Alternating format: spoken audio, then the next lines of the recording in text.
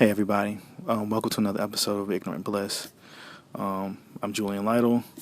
If you don't know, if you're this first time you're listening, this episode is a little bit more laid back. Unlike the last episode, which was about the end of Mad Men, this one is just me talking with my good friend from across the pond, Taylor Pithers.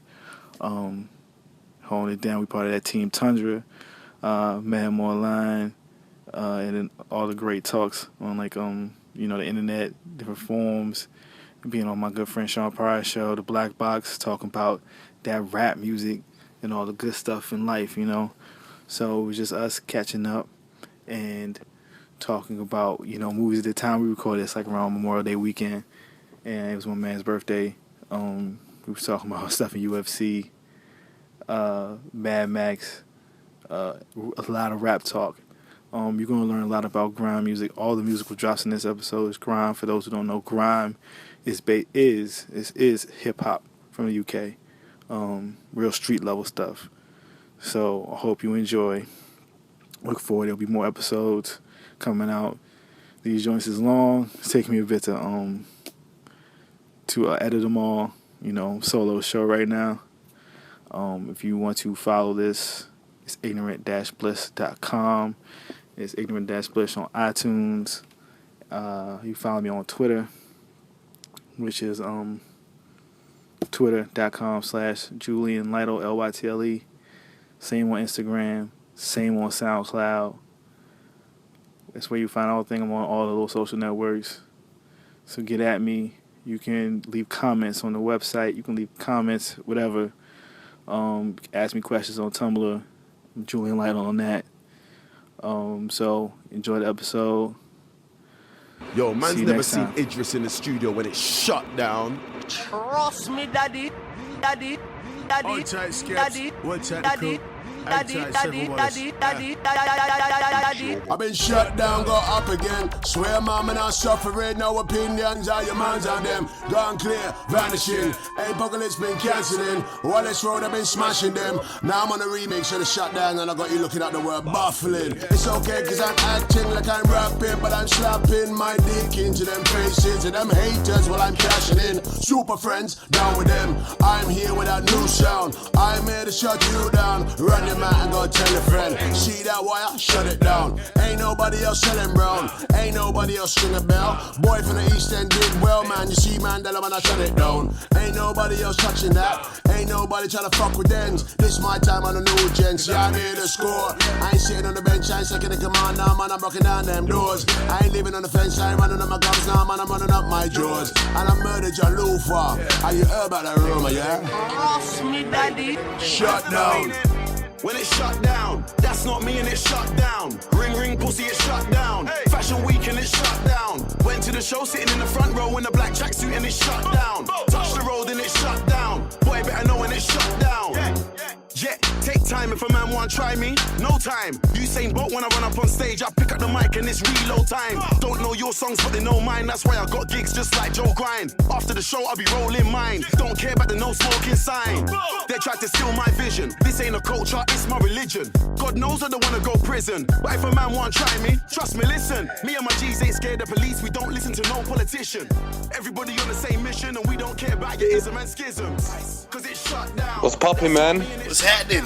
Yeah, what's good? Sorry, man. Sorry, what a day it's been. A bit late, running a bit late, but if there's any excuse, it's my birthday today, so... Whoa, happy birthday, my dude.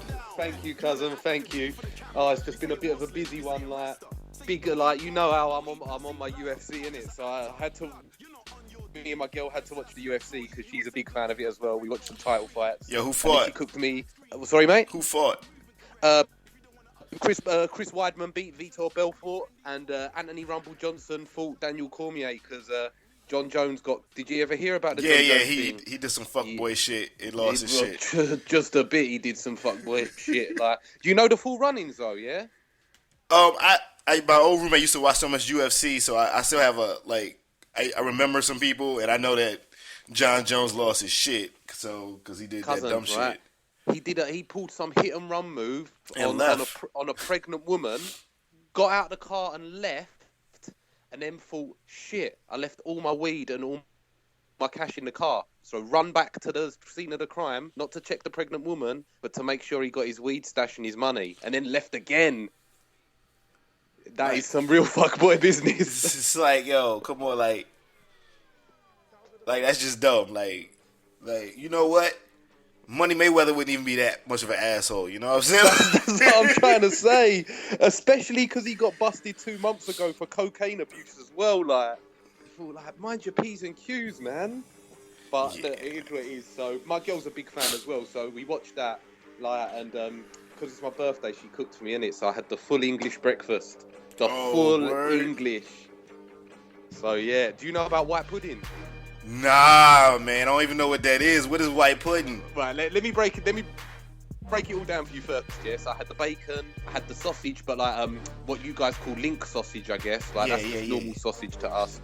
Eggs, mushrooms, baked beans, English muffins, and this stuff called white pudding. Yeah, it's a mixture of pork fat and oatmeal made into a link sausage.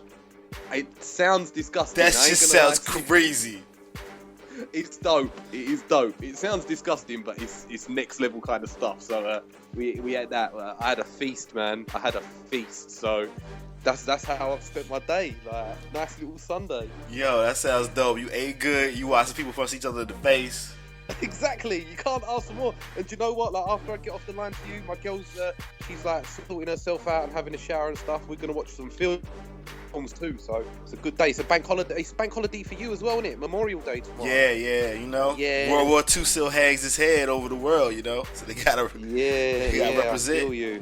So we have that as well. Like, obviously, it's kind of dark day. Like, if you look at the history of it, but it's nice to have a day off from work as well. So that's kind of cool. So we got a late night tonight. We're gonna watch The Bourne Legacy, because I've never seen that before. The Jeremy Renner one. Yeah, that joint's alright. It's alright. It's pretty good. It's not as good as like that last one with Matt Damon, but it's not bad because, you know, got Jeremy Renner, got Rachel Weisz and that shit. This shit's kind of cool. Yeah. So yeah, we got that. And then what else have we got? I've got a couple of films lined up, man. We might watch It Follows again. Have you seen It Follows? Nah, is that like a horror movie or something? Yeah, I be very, staying away very from good horror movies.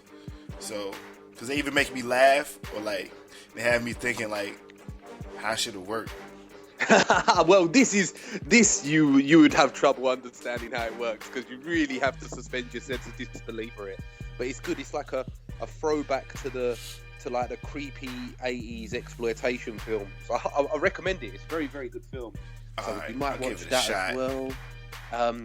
We got loads of films to watch, man. Like, my girl wants me to watch Prisoners, but I was like, I'm not watching no films on my birthday. Yo, that shit is mad depressing.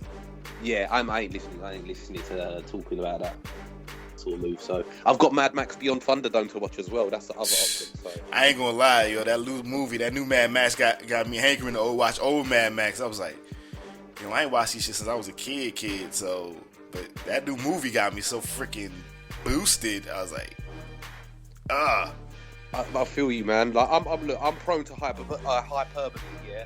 But for me, like, I'm not gonna lie. People are entitled to enjoy what they enjoy, and I ain't gonna hate on no one for anything. But for me personally, I only go to the cinema to watch big films, because I feel I need to watch a big film on a big screen. Like, if it's like, there's a lot of films that I enjoy, but like, if it's a new Ryan Gosling flick, I'll just hold that comes out on DVD. Do you hear what I'm saying? Yeah. But this, for me, is, and don't get me wrong, as I said, that's not an indictment of people who go cinema every week. The other thing is, for us, it's almost £20 each to go to the cinema nowadays. what? So we're £20? Like, we're talking like $55 for me and my girl to go to the cinema. So it ain't something I can do on a weekly. Do you know what I mean? Yo, first of all, if y'all money is still double our money, that means one person is like $40. Yeah, it's 1.6 or something like that at the moment. So we're 1 talking point. like Oh my god. $55. It's not cheap. Yo. Yep. Exactly. Yo. So we do the once a month thing. So we watched the new Liam Neeson joint a couple of months back. We watched, which was okay, Run All Night. We watched the new Avengers, which was all right for a cinema film, but I'll be honest, the special effects got a bit blurry at times. Too many of them quick cuts need to fix up. Yeah. And then we went to see Mad Max, which for me was this is a long roundabout way of saying, for me, it was one of the better cinematic experiences I've had in a while. Like, at the end of the film, it was like knuckles were gripped to the armrest sort of one, and I felt it a lot, so... Fuck the haters. Excuse my language. I don't even know if they are. I don't even know who would hate that. Like that movie, to me, I said that the summer's over. It won. Like nothing else is topping that. Like I feel you. I see a lot of movies and I came out of that. I was like, that's it. Like they was really crashing cars and shit. They had motherfuckers going back and forth on long ass poles like Cirque du Soleil, grabbing people and shit. I was like. Yo, they got a dude, his whole purpose is to play guitar that shoots flames with a truck full of speakers and dudes on drums in the back. I was like, that's the hardest shit I done seen in like a month of Sundays right there. That's like, I don't even understand. Like, I feel you, man. It's just hard. And even on like on a technical level, like, and I don't want to get too in depth because I do think movies are there to enjoy. For me, this gets a bit too much when you start stroking your beard over films, yeah. But like the things like the color palette. And like the way that there was, like usual Hollywood films, is quick cut, just to mask the CGI and stuff. Yeah. I didn't feel confused watching this movie, and that was a positive. Do you know what I'm saying? Yeah, he let them cuts last. I like the parts when they was fighting. It wasn't quick cuts. It was sped up at certain little moments of like attacks. It's like we're gonna like ramp the frame rate up to like 50 frames a second real quick, so you really see like they really going at it. I was like. He was just letting the camera sit. I'm like, the colors, it was like I was watching paintings. I was watching paintings the whole time. I was like he just putting on a masterclass. Like, he got $200 million. It's like, oh, I'm going to show you what $200 million is supposed to look like. I will show you what it's supposed to look like. And he sure enough did. As I read a review which summed it up properly, summed it up perfectly. The review said it feels like Miller stole $150 million of studio's money and was mailing it back to them one limb piece at a time. You know what I'm saying? Like, I can't understand how a studio let that movie get made, but I applaud them for letting it happen. Like, wow, it was a good movie. It was a really good movie. And as I said, like, obviously everyone gets a little bit of hate, but this seems to be almost universally acclaimed. So I ain't gonna lie, it's pretty dope.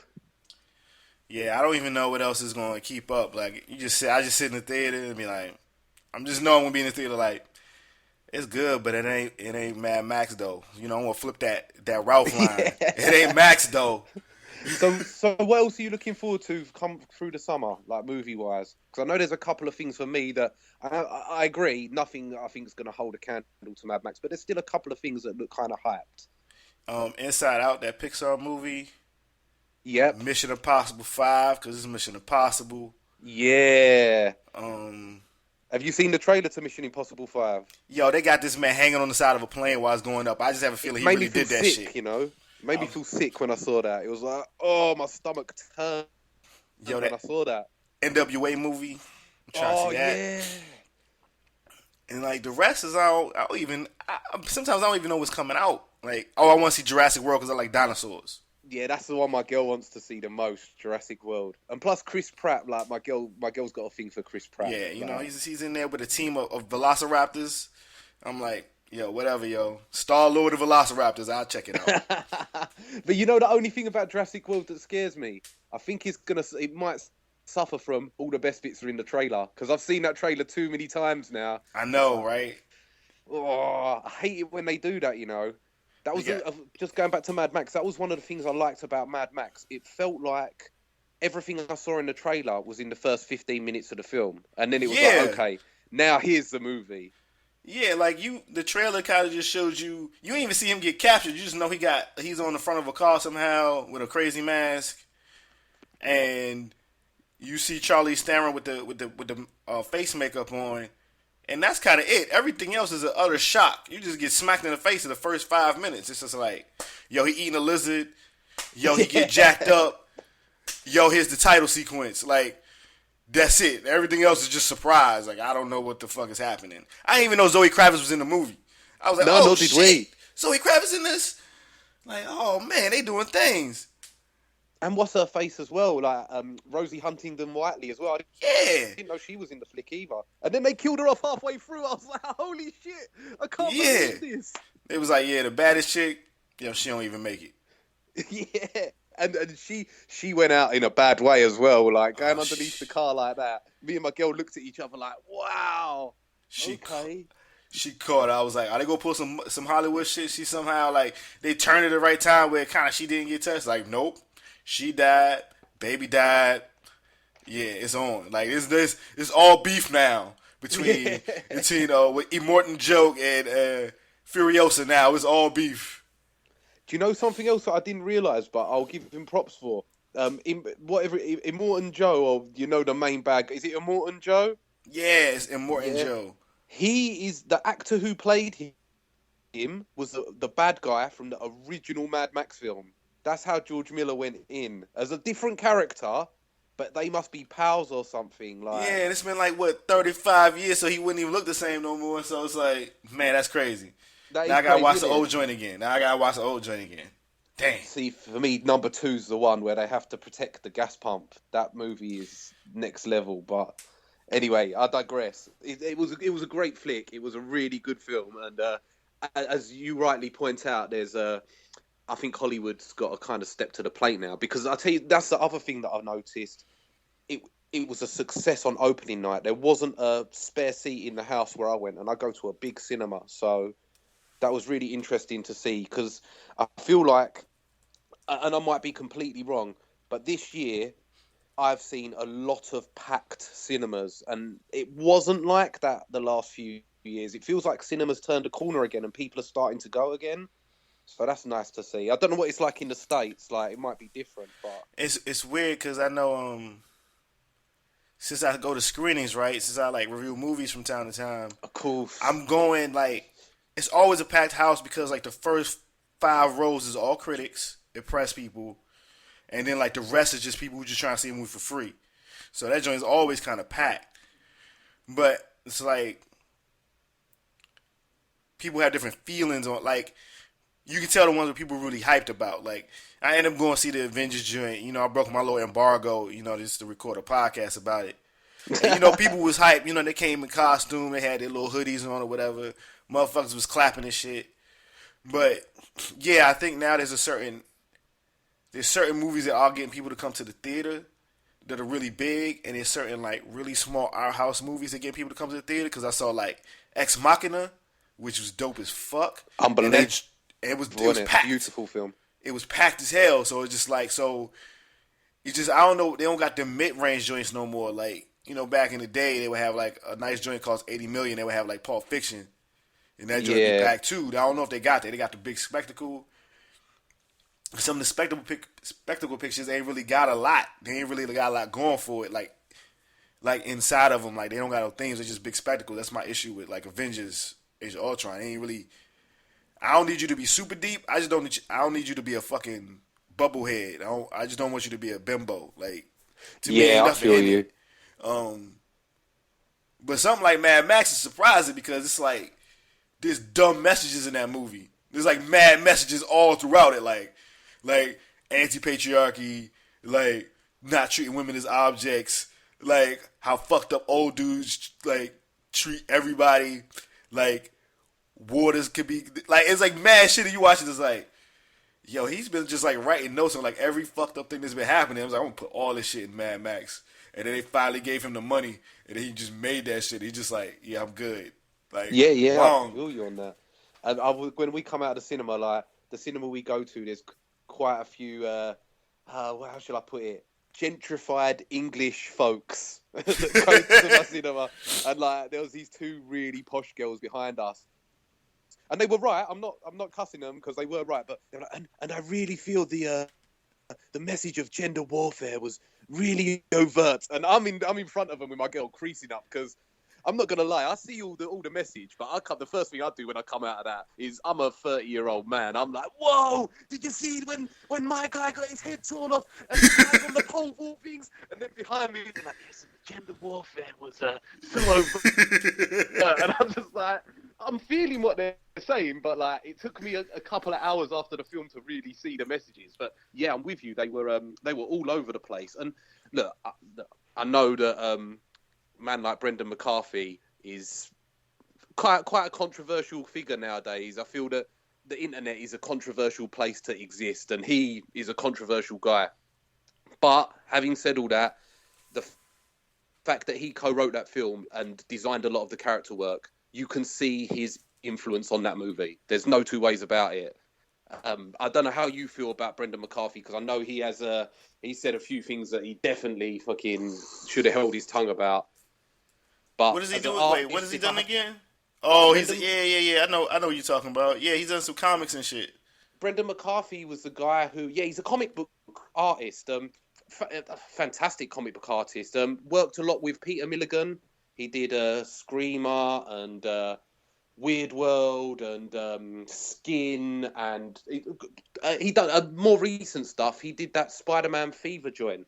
Yeah. I've seen stuff before. I don't even know what sometimes some of these people be talking about, because so many people say some wild out shit in comic books saying. That I can't even keep track of them no more. But like, look, I'm not gonna lie, the things that he was saying were kind of like, listen, man, you need to shut the fuck up. But having said that, I think that as a society, I think everyone kind of picks and chooses how they separate art from artist. Like, for me personally, like, I know, and I'm probably going to hit a raw nerve here, and I please don't feel offended, right? Uh-huh. I've never felt Woody Allen movies, yeah? So when Woody Allen comes out marrying his daughter, like, his adopted daughter, I'm thinking, you're a piece of shit, bruv. Like, I'm equally as guilty of it as anyone else.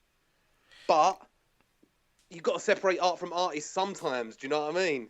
Yeah. I do, like, it's like a conflicted type of thing. It's like Woody Allen films. It's like he has some joints that are so banging that even though he's a piece of shit, them joints is banging. Like, exactly. Manhattan is fucking dope. Annie Hall is fucking dope. Like, you can't even knock the hustle on how dope them shits is. And you can see the impact on other people. Like, Chris Rock's last movie, Top 5, is like a black Woody Allen movie. So it's a good story, by the way, because I've heard big things about Top 5. Fam, because I think it just came out over there, so it's like, that shit is off the chain. Mm-hmm. That shit is dope. Well, like I bought that shit. I bought it. I don't buy a lot of movies no more. I bought that shit. I was like, this shit. I've been in situations like that. Let me buy my man Chris Rock's movie. But it's like, yeah, Woody Allen be doing some fucked up shit. So it's like, all right, yeah, you married your adopted daughter, which when I was a kid, I was like, yo, that don't even seem right. And then like when I get older, then like all the shit about Mia Farrow's daughter, and he's like, he like probably molested her, and then like the brother chimed in, Mia Farrow chimed in, the actual girl wrote pieces, and it was like, yo, fuck that dude. I'm just like, and people stay supporting him. I'm like, yo, ain't no art that bad, and when you look at the art, you can't separate it to a certain degree. It's like, how come in all his stories it deals with some old ass dude with some young ass girl? Like, he got a movie coming out with like Joaquin Phoenix and Emma Stone. Joaquin Phoenix is like 45 motherfucking years old. Emma Stone, she might be 27. Maybe. He's playing like a college professor, and that's his graduate student. It's like, yo, the proof is in the pudding. Just like R. Kelly. I don't fuck with R. Kelly. Yeah, I don't fuck with R. Kelly. He got some bangers though, like 12 Players the Truth. He got some joints. But still, the proof is in the pudding. He married Aaliyah when she was 15. Yeah. Like, it's just like when I was 15, I was kind of conflicted, but I really didn't it's like, yeah, you know, I had a kid thoughts, but it's like, yo, he still got some joints. Like, Your Body's Calling is a dope ass song. Yeah. But you get to adult and you see the video and people was like, why you see the video? You just as fucked up. I was like, nah, yo, back in 2001 or whenever that shit popped off, that shit was sold on the street. Motherfuckers was like, yo, I got that motherfucker R. Kelly video. Let's watch it. And then that shit came on and we was all kind of sitting back like, yo, that girl look young as shit. And it was just like, it wasn't something that was like, let's watch some child pornography, but it was just like, yo, the proof is in the pudding. I saw this dude fucking a little girl. Like, I can't fuck with you no more. I see you peeing on a little girl. I can't fuck with you no more. Yeah, and I'm with you. There's multiple situations. I'm not going to go ad nauseum about this, but I could talk to you about how I feel about Brian Wood and the accusations he's had leveled against him. Fam, I had to stop fucking with him. I stopped reading all this shit. I'm like, people dick riding for him too. I'll be like, nah, man. And I don't even care if this shit get it. People listen to like, yo, blah, blah, blah. Said this, like, nah, man. I just sat back and see how he moved, man. He's kind of awkward. Sometimes when he's out in a little party, I don't know, man. Oh please, I couldn't care about your T's and C's. I'm J to the M to the E. I make GRIM to the E. I make you bob your head to the beat from the SW to the N to the E. Bear M to the C sport, they can swim with the sharks until they enter the sea. Blue cool, big up N to the G. Footsie, D to the E to the E. I show bare love like I to the E. Been like this from my N to the C. Yeah, grime, I rep to the T. Are you recording right now? Yeah, man, that shit records straight up. Like, it always records. You know what, look, Brian was a good writer, but I kind of feel a bit uncomfortable reading that. But then, equally, I am a hypocrite, because I'll listen to Pretty Young Thing like it ain't a problem. And I know Michael Jackson had his issues, do you know what I'm saying? So, everyone's hypocritical about these things, but I think... I don't know, I think with Michael, I have more, like... A lot of those... I think a lot of those times... The cases, or like someone will come out and say like, yo, the parents made the kids do it, or the kid will recant as an adult. So I'm like, I'm still conflicted, because it's like, how much of this was the parents playing upon a rumor to set up Michael Jackson so they can get rich? Because it's I'm with you, bro, because I've got to say, as years go on, I feel like Michael Jackson had some severe mental issues. Yeah, you can't not be in the spotlight for that long and not have some things. But I also think a lot of people was exploiting like those issues to a point, because I know like, and somebody could prove me wrong, but I remember like the last kid in which he went to trial over, once he became an adult, said none of that shit happened. My dad made me do it. That being said, that kid looked like he was completely, utterly in love with Michael Jackson on that interview with that British English dude. Like, I was watching that shit. I was like, Michael didn't see, like, all of it. He was just getting interviewed, and the kid was, like, staring starry-eyed, looking at him, like, completely in love. And I was like, that kid is going to cause Michael the final problem. And then, like, lo and behold, that is the shit what happened. And basically, that's the shit that killed him. It's like, there's too much shit with the parents. I don't ever trusted the parents. So I'm like, if Emmanuel Lewis said, oh, Michael will never touch me. If Macaulay Culkin said Michael ain't touched me, and they was around Michael all the time, and they was rich, and you can say, especially Macaulay Culkin, his parents was fucked up. So it's like, that's a bit, man. Like if that happened, and they're like, yo, this dude ain't touched me, and they was around him all the time, but guess what? The parents didn't need. Them parents ain't need money because their kid was getting money. These other parents let their kids go out there. Oh shit, this is a good life. I want to have millions of dollars. Let's fake this shit up and put this shit on Michael Jackson. So it's just like, I need to see more evidence. With R. Kelly, I saw a tape. There was no lies in that tape. He was on like the BET version of Cribs like a couple weeks before. I saw that nigga's house on TV. That was that nigga's house on that tape. I was like, nah, that nigga did it. Fuck that. Yeah, I'm strongly in the fuck R. Kelly camp. Purely, do you know what? Even like, I know you're not supposed to take sides in this world, but for me, Aaliyah's up there with the goats of 90s R&B. Like, he kind of exploited her in a way that I feel uncomfortable about. Do you know what I mean? I feel enough uncomfortable about that. But, yeah, watching them old videos, it's kind of like, it's just like, let me just move on to the Timberland Missy area of Aaliyah right now. Let me just exactly. Move up. And you know what as well? Now, like, because when them joints come out, I was younger than Aaliyah, or I was around Aaliyah's age. Now I'm older and I see the back and forth video. I'm like, dude, she's a young girl. She's a young girl. She's like my little sister in that video. I don't feel right about that. Do you know what I mean? Yeah, like, it's weird because when it came out, she was like 15, so I was like 13 and a half or 14. So it's kind of, you just see like this dope ass girl. Like I didn't even know she was that young when she first came out, because she let this air of just being mature and she looked older.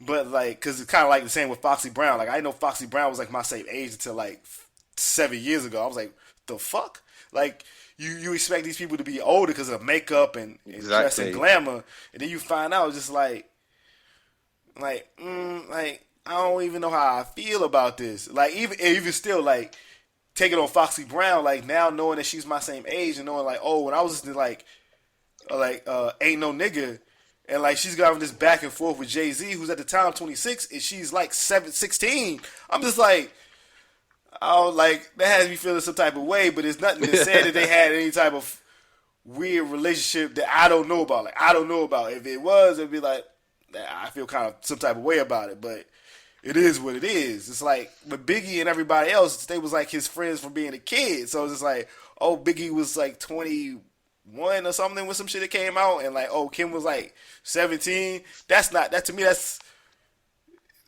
I don't even think that's exploitative. There was a bunch of girls in high school that fucked with college dudes, so it's just like exactly. It's not that stripping, but like R. Kelly was a grown ass man. Like that nigga's like at least almost 50 right now.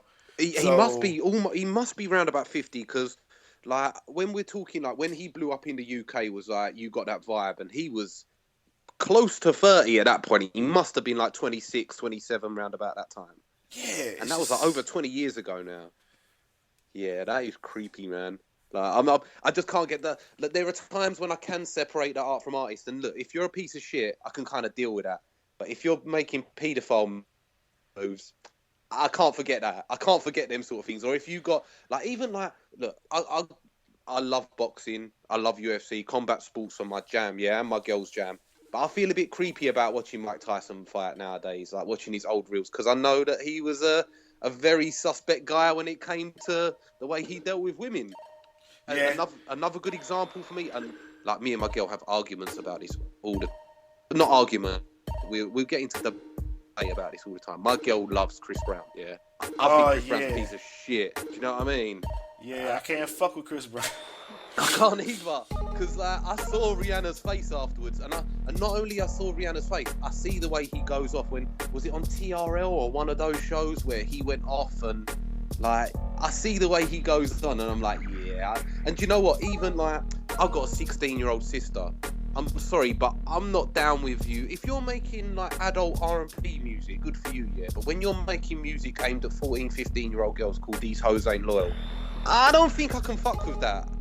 As an adult male, I don't think I can deal with that anymore. That's just me.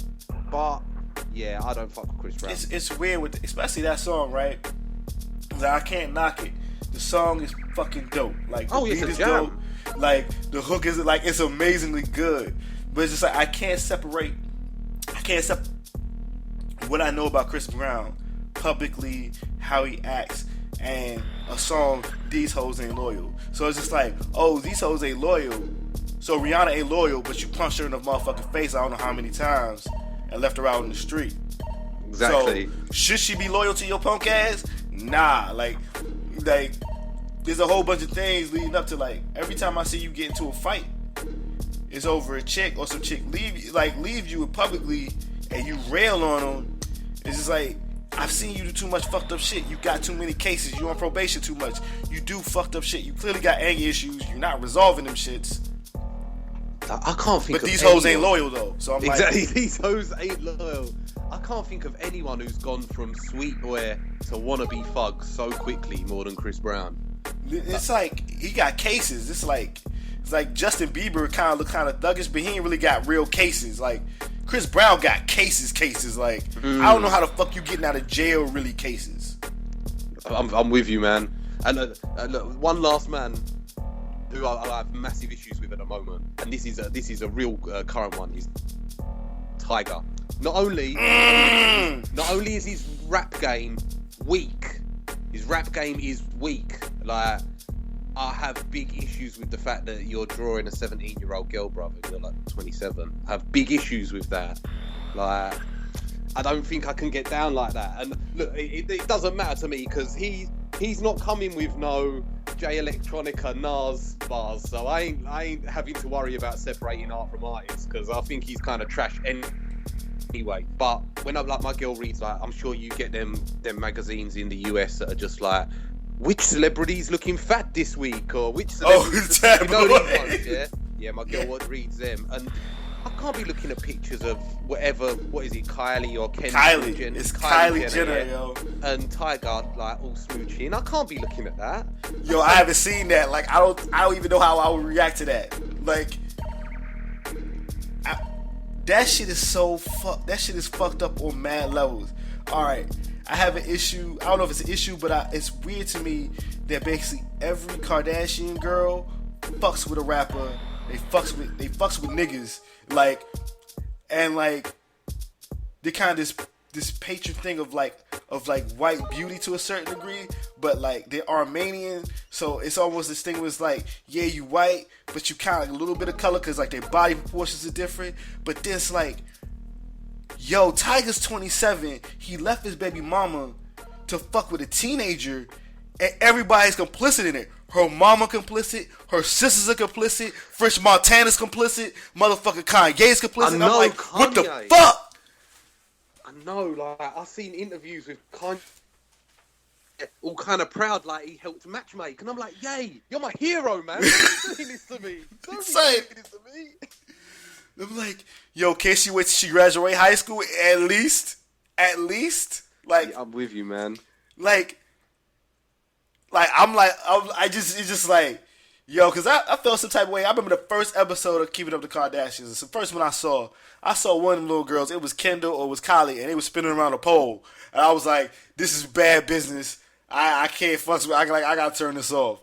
Like, and I have nothing against the Kardashian hustle because I like turn a sex tape into an empire.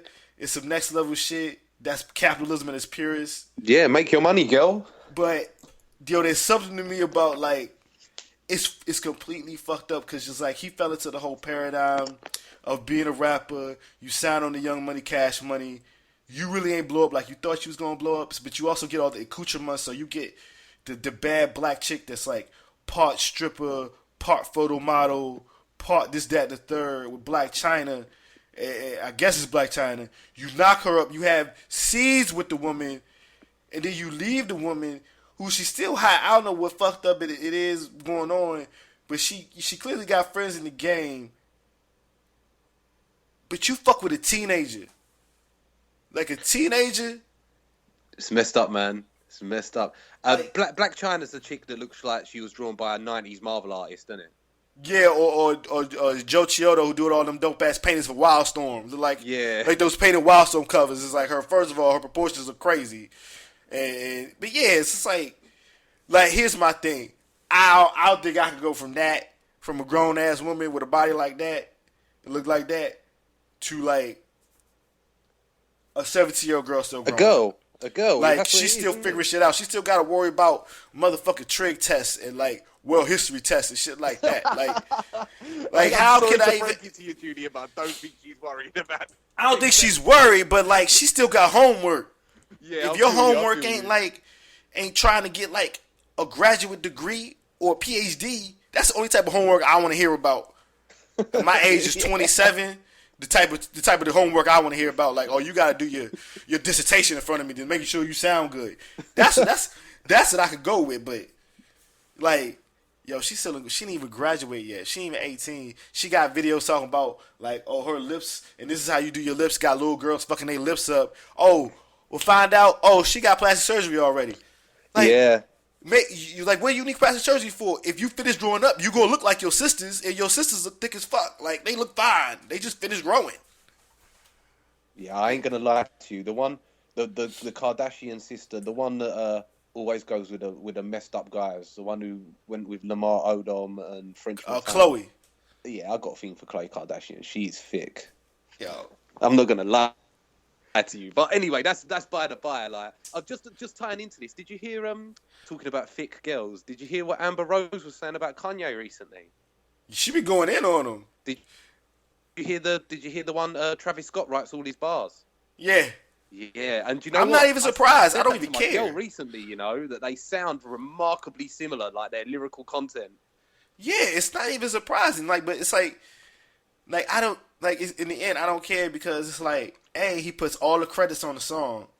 Cause like All Day got like 87,000 credits. Yep. So it seems like what K. Dot wrote some lyrics, Travis Scott wrote. It doesn't matter because like, yo, Kanye already proved himself in a certain beat as the type of MC he is. But in the end, he's a producer. Dr. Dre ain't writing none of his shit.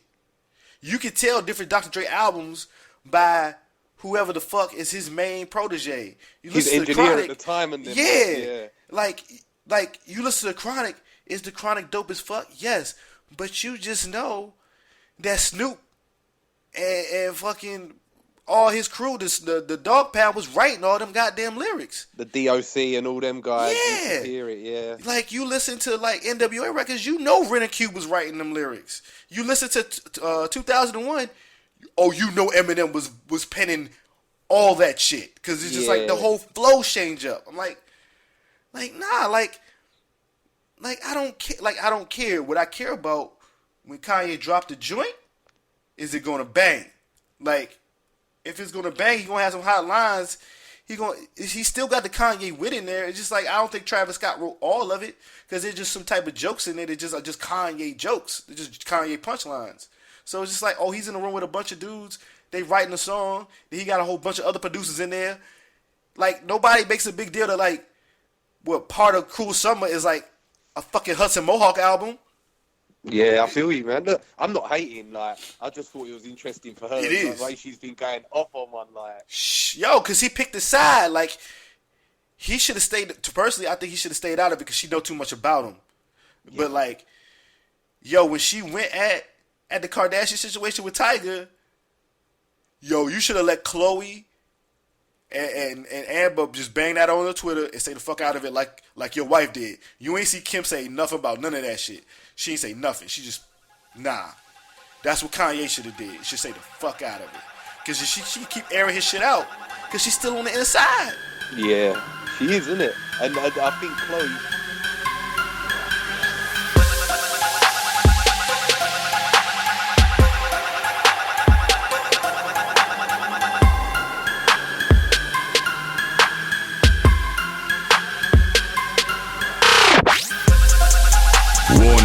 I'm already up early morning.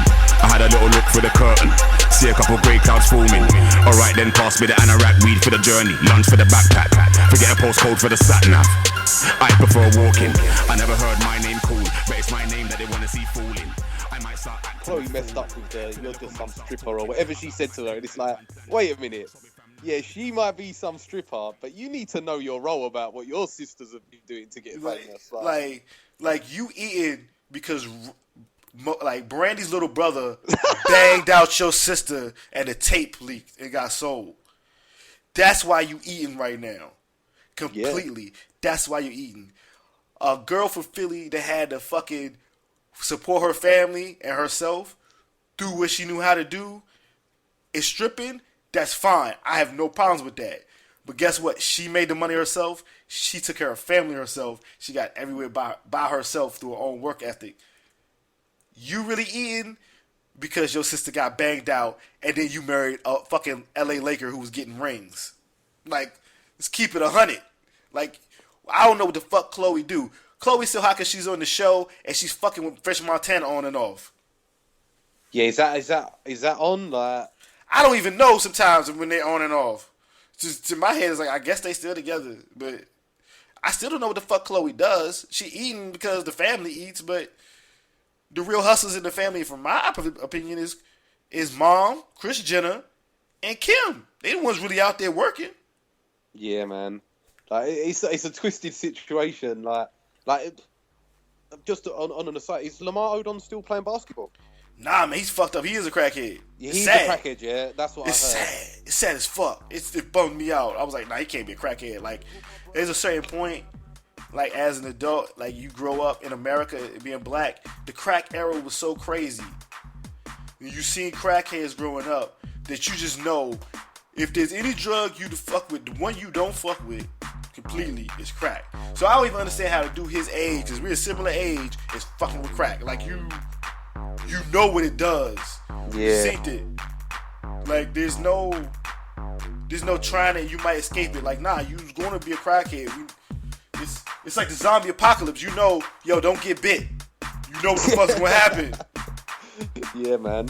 It's just a weird situation. Look, because being a drug addict is a horrible thing, you know. Like, there's multiple schools of thought, but I'm strongly of the opinion that if you get caught up in that I feel sorry for you more than anything.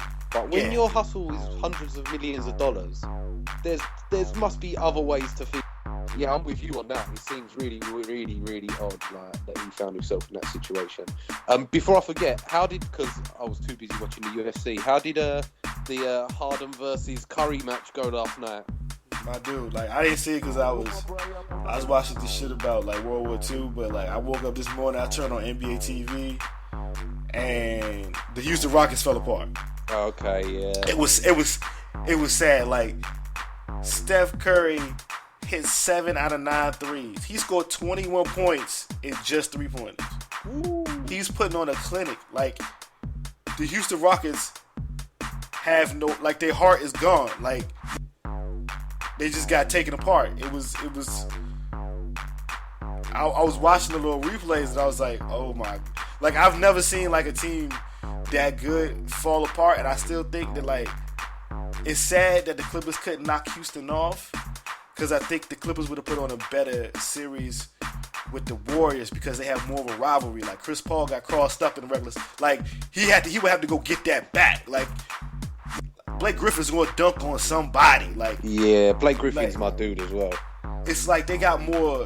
I think they got more of a will to, like, beat the Golden State Warriors because they have more of a rivalry with the Golden State Warriors right now than the Houston Rockets. It's like my main thing with Houston Rockets is like, yo, Dwight Howard ain't got no heart.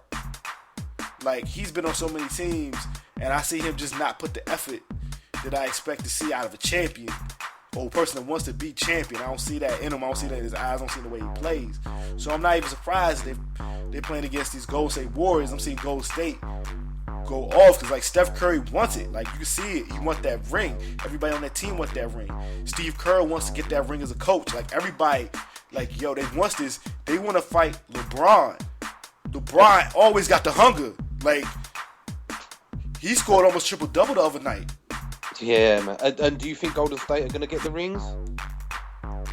Yo, I think basically Atlanta's done because they keep getting hurt, and it's sad because they play really good, but Cleveland gonna beat them. And I think Golden State, they up 3-1, they up 3-0 right now. So they're gonna win.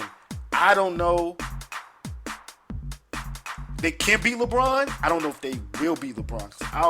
LeBron is still the best player in the world right now. Like, yeah, you got the MVP. Kyrie Irving's on fire as well. Like. Nah, but he got hurt. He's out for the rest of the season. Oh, is he? Oh, man. It's sad, but they got J.R. Smith, and J.R. Smith the other night was putting up 3-pointers like he was Steph Curry. So it's just like they still got 2 all-star players on the Cleveland. It's like, and the one thing is that LeBron has over him is so much finals experience. He only won twice, but he's been to like 5 or 6 finals. Yeah, it's nothing to him. It's no pressure at all. He knows what to do.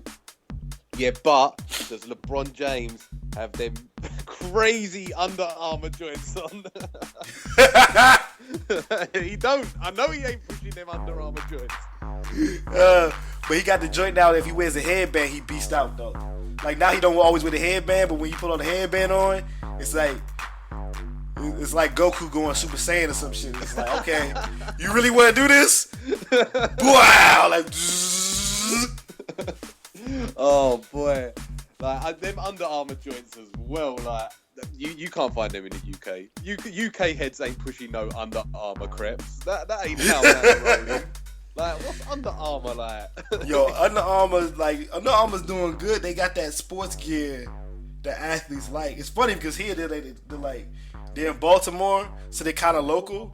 But yo, they've been on the come up. Their shoe game ain't tight, but like their gear game, motherfuckers live and die by that shit. Like, motherfuckers buy the fuck out of their gear, like their little athletic support gear. All that, like, motherfuckers be buying Under Armour. So I know they're big on the right. CrossFit, and there's a football team. Well, when I'm talking football, I'm talking real football. I know what you're talking about because I think they got a bunch of games playing today. They took over all the NBC networks down here. Yeah, it's the last game of the season today. Last game of the season with a real round football. None of this egg-shaped nonsense. Yeah, like my boys Arsenal look like they're going to get there with the equivalent of what is a playoff place. We get into the Champions League next season. But I know Under Armour sponsor a couple of teams in the UK, and I remember when they sponsored people like, who's Under Armour? Who are they?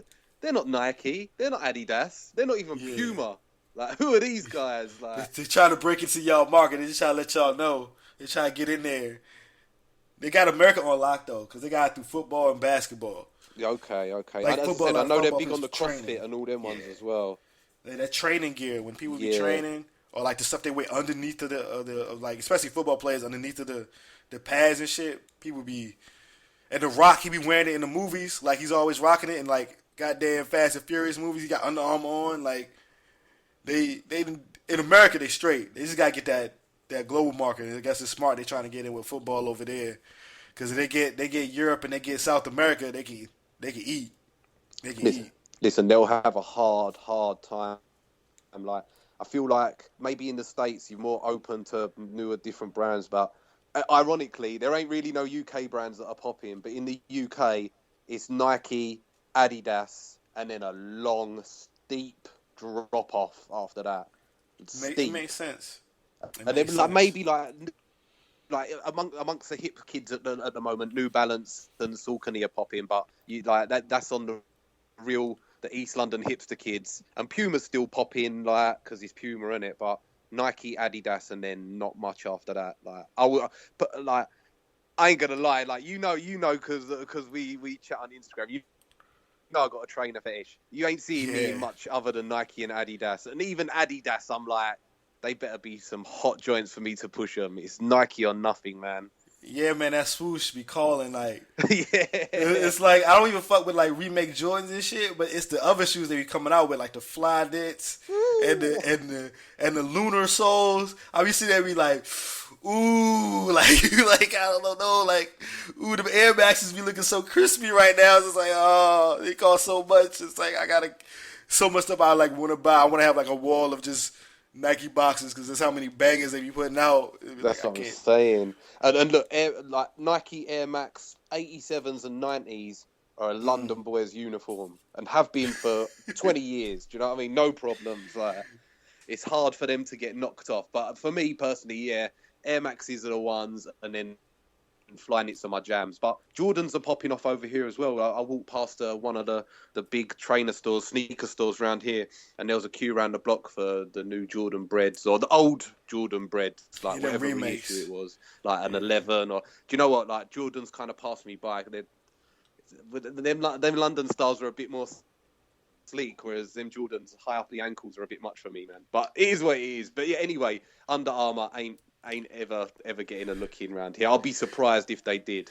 And it took big decades, I'm guessing, before they could even get to like number 3. Cause exactly. But it's a clever thing that they are doing. If you sponsor a football team, that's a way to get brand loyalty quick. One of the big things that seems to be different about American sports and UK sports, and I might be wrong about this, but like all the NBA teams have to wear Adidas, isn't it? Yeah, because they bought the license from the league, so they make all the jerseys. That. You buy the license from the teams in the UK, so every team has its own shirt, like be it Nike, Puma. I think even New Balance are getting in on the act this time round. So big money, man, hundreds of millions of dollars. I know Arsenal once again, the best team in North London. Arsenal once again, I think £700 million. So what's that, like $1.2 million for like a 5-year deal with Puma or 6-year deal with Puma? It's not messing around. They're going in. So it's big bucks, and plus I'm sure you know because the World Cup was popping over there last season. Them shirts ain't cheap, man. They're not cheap. I'm like, y'all, jerseys just always cost a lot of money. But I was saying them as like, them jerseys are like t-shirts, but them jerseys. A grip. Yeah, they tried. I think the NBA's trying to make it more European. When I was out in the States last year. How are you like? Because how are you feeling about the NBA players wearing t-shirts? Because that's kind of a bit odd to me, man. Nah, man, it look like they practicing. Exactly. It's like that's not you practicing. Like you ain't even y'all even taking this game seriously right now. You running around in t-shirts like. Like it's not even like hood shit either, where like somebody just got like a long ass tee on and then like roll the sleeve up. Like nah, you just practicing. Like what is this? I just turned on and y'all running drills. Y'all doing suicides? Like nah, man. Yeah, I'd have more respect for them if they were going on like a Shad Moss circa 2002 with a t-shirt around their kneecaps. Like yeah, Shad Moss. Shout out to Shad Moss, little Bow Wow. That's so hilarious. Like how like, I'm sorry, but you're always Bow Wow to me. Yeah, he's on like a CSI show. He's like, they got a little Bow Wow on with Dawson's Creek up there solving cases and shit. I'm like, what the fuck happened to the world? Listen, he can solve any case if he's wearing them Magic Air Jordans. He's solving any case. I wish they would tie that in. Oh, that would be like, like St. Elsewhere where everything's tied into everything. I'd love it if it was a light mic version. He got them joints in the closet. It's like, there's a case that's so great. There's like, he has to take them out and put them on. And it's just like, oh shit. Then they can tie in Dawson's Creek going back to the creek or some shit. It's like, oh shit, it's all connected. Dawson's Creek, like Bike, everything. CSI, it's all together. Oh man, because like Mike and CSI are about really Here in London, there's a sound Exactly. garage. This might sound it sure ain't garage. I've heard they don't like me in garage because I use their scene to make my own sound. The Eskimo sound is mine, recognize it's mine. You can't claim what's mine, it's mine. Time to bait you up, I don't hate you, but some of you have got a problem. I'm putting you out of business, why is that a problem? What's your problem? What the heck, my name is Problem, remember? What you call it? Garage? What you call it? Garage? What you call it? Urban? What you call it? Urban? What you call it? Two-step? What you call it? Two-step? What you call it? Tell us what you call it then. Why do you think that I'm stupid? I got brains, I can never be stupid. You can never use my name to make your brains jam. I won't turn up or stay at home with my girl and jam. You can't threaten me with no bad man talk, I'm not scared. Sorry man, but I've seen so much now I don't give a monkey's. Room from tree to tree just like monkeys. Who influenced me to be funky? Who influenced me to make Esky beat? I make Esky girls and Esky boys move their feet to the sound. You can hear, I hear you trying to stop my record sales, record deals, but the bell can't hold the waist in. If it gets too big and it's trembling, then pop. It blows up and we win, I'm winning. Ready to say my goodbyes. Goodbye to the man who don't like me. Goodbye to the woman who don't like me. Goodbye to the fingers pointing at me. Goodbye to the promoters that hate me. Goodbye to the people that's hassling me. Cause I'm turning over a new leaf. Get sharp like a knife on the cheese. They sharp like a knife cutting beef. Cut restrings, there's no grief. If you don't cut restrings, there's more grief. See, I get the impression I'm not wanted. So I'm leaving the scene, that's what you wanted. That's what I wanted. I'm on my way now. Wish me luck, I'm doing my thing now. To the fans, let's go. Everyone who likes this, let's go. Everyone who likes that, go that way. Go that way. Go that way. Go that way. boy. So what comics have you been popping up recently? Anything exciting to be reading? Are you off Marvel now? Yo, alright. Like I stopped reading Marvel for the most part. Even the Hickman jams. But see, I like Hickman. Okay. So like, I read that first Secret Wars shit, and I was like, this motherfucker could write a comic book. Like, no matter how much I hate Marvel right now, yo, the first two issues of Secret Wars was fire. Like, he got so many concepts and ideas and shit in there. I'm just like, to real talk, he's gunning for Morris's spot without but not being Morrison. You know what I'm saying? Like, yeah, he got Doctor Doom like fighting gods and shit with like Doctor Strange on his side with like Molecule Man and shit, and then like you seeing the Ultimate Universe come over and they get fucked up because it's like, yo, the regular Marvel Universe is just that much more gangster. And then, like, everything blows up. And they got life rafts. And then he got, like, a bunch of Thors and shit. And they got Dr. Doom is sitting in the motherfucking throne of a tree. I'm just like, with the all-white armor on, with the all-white cloth. And he got Galactus as, like, the doorman and shit with, like, Franklin in the hand. I'm like, this shit is gangster as fuck. Like, in terms of, if you a Dr. Doom fan, yo, you just can't not like this shit. It's just like, yo, Dr. Doom. Like, all white Dr. Doom is like some of the coldest shit I done seen in ages. Like, and I'm on some real fuck Marvel comic shit right now. But I'm just like you never gonna see some shit this dope in the movies because they ain't got Dr. Doom, and I don't even think they got the balls to make something this cold. Like, yeah, they're shook. They can't be doing that in the movies. It ain't gonna happen. It's like Thanos is cool as all, but he ain't Dr. Doom. Like, Dr. Doom is like, yo, yeah, fuck all you is. I'm the boss. It just looks, and Hickman just write a dope ass story. That second issue was special as well, man. It was especially like, and I ain't gonna lie, like I come through. I am a Bendis fan. I ain't gonna hate on no writers like that. But to read something that was so dense as that second issue compared to the previous 10, 12 years of Marvel where they were writing for 6, 7 issue trades, like that felt like a trade's worth of comic in one comic, where I've been so conditioned to having to read trade. But yeah, Hickman's dope. He's a serious guy, and that Esad Ribic, or however you say his name, he can draw the hell out of a comic. He's got a nice line.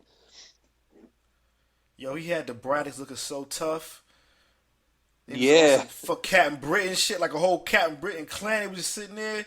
And then my man at the end, he had to put the helmet on and the dope-ass sword to jump over the wall. I was like, yo, that's the hardest I ever seen Jamie Braddock. Just like, and the Thors, I was like, he got the Thors looking tough. Like, It was unbelievable, and that concept, right? Because that was the other thing as well. I don't know about you, but I'm so conditioned to the kind of knowing what's going to happen in this issue of a comic, like, and I went into this issue like completely blind, and I thought they were just going to like do some Ned Stark Game of Thrones thing and cut his head off. But when they threw him over the wall, I was like, yeah, okay, yeah, I see what you're doing here. It was very special. It was a very special comic. I've got a lot of time for it. You don't even know if he's dead or not. It's just like, yo, he might walk, like, I know there's other ones, it's like, yeah, he got to fight all the zombies, but he might survive for a little while, because, you know, he a Captain Britain, and maybe he might run into some Ultrons or something. It's just like, you don't even know what the fuck is going to happen. It's just like, it's interesting because I know Hickman's run of Avengers started out really high sales-wise, and then it got really low, and they banked the whole thing on him, and they basically folded, like, he got the big event to essentially reboot the entire universe. But, like, I think a lot of people stop buying it because they say, A, nothing will happen, which is crazy if you was reading it, because it's like, what do you mean nothing's happening? This motherfucker got, like, universe spanning shit in 22 pages every month. And it just got so dense. Like, he's throwing so many crazy ideas, like, super science. He got, like, pages of just, like, Black Panther, Reed, and, like, the Hulk debating, like quantum physics level science fiction shit, just like, I don't know how we're gonna save blah blah blah, but we gotta do this. And then like, and Namor was like, fuck y'all niggas, I'm gonna blow this planet up. And they're like, no. I'm like, and then like, you got shit over there with like Captain America. It's just like, oh, I remember y'all wiped my mind. We'll fuck all y'all up. Like, we ain't friends no more. Fuck y'all niggas. Yeah, no, I'm with you, man. Like, do you think though that part of it's down to the fact that, like, look, if I was a new, like, I've got over 20 years, I know you've probably got a saying of reading comics, and I know what to expect. I know everything back to front. If I was some new guy who just come out of seeing Iron Man 3 and then go Hickman comic, it would make my head spin inside out. Do you think there's a little bit of, it's a bit impenetrable for like the casual fan, and maybe Marvel were a bit shook at that, or maybe they're not, I don't know, like, but I'm with you. I think it's a bit too... I'm a little bit off both Marvel and DC at the moment. Like, I feel like I've been through the Roy Thomas 3-year cycle too many times recently. I need to kind of just take a step back. But I just got a Galaxy tab today for my birthday, so I'm going to be back straight on the comics. So I ain't going to lie. Congrats. You know what I've been reading mostly is Weekly Shonen Jump. Okay. So I've been had that for like 2-3 years now. And basically, it's like $26, and you get it for a year, and every week you get a new joint, and it's like 200 plus pages of comics every Monday. And just like, yo, I'm reading they testing out a comic right now that's about high school ballroom dance club. You think that shit sounds like crazy, but it's like, I'm already 2 chapters in, I'm like, this shit is cold as ice. Like, it's like an action comic, but it ain't about action. It's about like learning how to ballroom dance. It's like, I don't even know how they be doing it. They make all that shit interesting. One of the freshest comics in Jump right now is called Food Wars. It's like high school Iron Chef. Real talk. Nice. Half the comics just about chef battles, and they be like, yo, it was one joint was just like, they had to cook pike in a special way. So there was like a 3-way battle, and you just reading them joints, like each one trying to figure out this new type of recipe on how to cook pike. I'm just like, you explain that to somebody, they look at you like you're crazy talking about a comic, but you reading it just like, yo, he's learning the ill steaming technique right now. You see him chopping shit up, like, I'm like you're just into it, like, it's just like Dragon Ball Z, but there's no punches. It's like motherfuckers just cooking, like. I'm like, shit. And then One Piece is still extra gully, like the gulliest comic book on earth. So you'd be proud of me, Judy, and that's the thing I've been reading most. Like, all them times I've spoken to you, and it's like, yeah, I ain't fucking with manga. The last year or so, I've been fucking with manga hard. Like, and I'm reading the classics. Like, I'm on volume 18 of No More to Cover at the moment. Like, that shit is so gully. It's so a special tough. comic, man. It's a special book, like, and I'm just tearing through them. Like, yeah, finish that one, need to go and buy the next one. Finish that one, need to go and buy the next one. Like, what else did I read recently that I really enjoyed? All the Naoki Urasawa stuff. See, obviously, when I'm jumping on it late, I'm reading the things that are kind of obvious, like my first manga pack. But I've never read them before, so for me, this is like a whole new world. So I tore through Monster, most of which I could get. Some of it I had to had to get. If you hear what I'm Yeah. saying, like, Yeah. because it's just unavailable. I bought all of Pluto, which I really enjoyed. It's one of the hardest stories. It's like when I read Pluto is like everything that current modern American comics are trying to do in terms of like we're going to retell an old story from the Silver Age, and we're going to add modern sensibilities and more conflicted plot, but to perfection. It's just like everything Jeff Johns was trying to do. Yeah. Times like 9,000, because it's like, oh yeah, I got some issues with the Iraq War and the way Americans handling the war on terror. I'm gonna throw that in there, and I'm gonna throw in some type of ill ass plot from like a good suspense thriller, and I'm gonna throw this in there. Oh yeah, all that shit from Blade Runner, I'm gonna throw that shit in there too. And then again, it's still the basic story from Astro Boy from like 1955 or some shit. It's just like when it hits you, it smashes you across the face when you see it's like, oh shit, that's motherfucking Astro Boy. And he's just like a regular Japanese kid with like a hoodie on. It's like, I think I flipped the table. I got to that shit. I was like, and I don't know what was wrong with me, because like I remember being a younger, like watching Akira and watching Appleseed and watching Ghost in the Shell and loving them jams. Like, I don't know why. I'm not gonna like manga. I genuinely don't know what was wrong with me. Even to a point that like my girl like humours me most of the time about reading comics, and I'll be like, oh, you gotta read like this new jam, and I don't get. She will read some, and she'll be like, yeah, this is like. I tried to get her on Preacher, and she was like, that's some bullshit. I ain't enjoying that. But then she read Scalps and was like, yeah, Scalps is good, yeah. But the thing that she loves more than anything is Junji Ito, Uzumaki, and Gyo. I bought both of them for her, and she likes horror, so like she's reading some Junji Ito. Some fucked up comics, but they're just perfect in every way. Not an ounce of like a good example is I was reading some manga, and then I went back to reading some US comics, and it's just full of padding.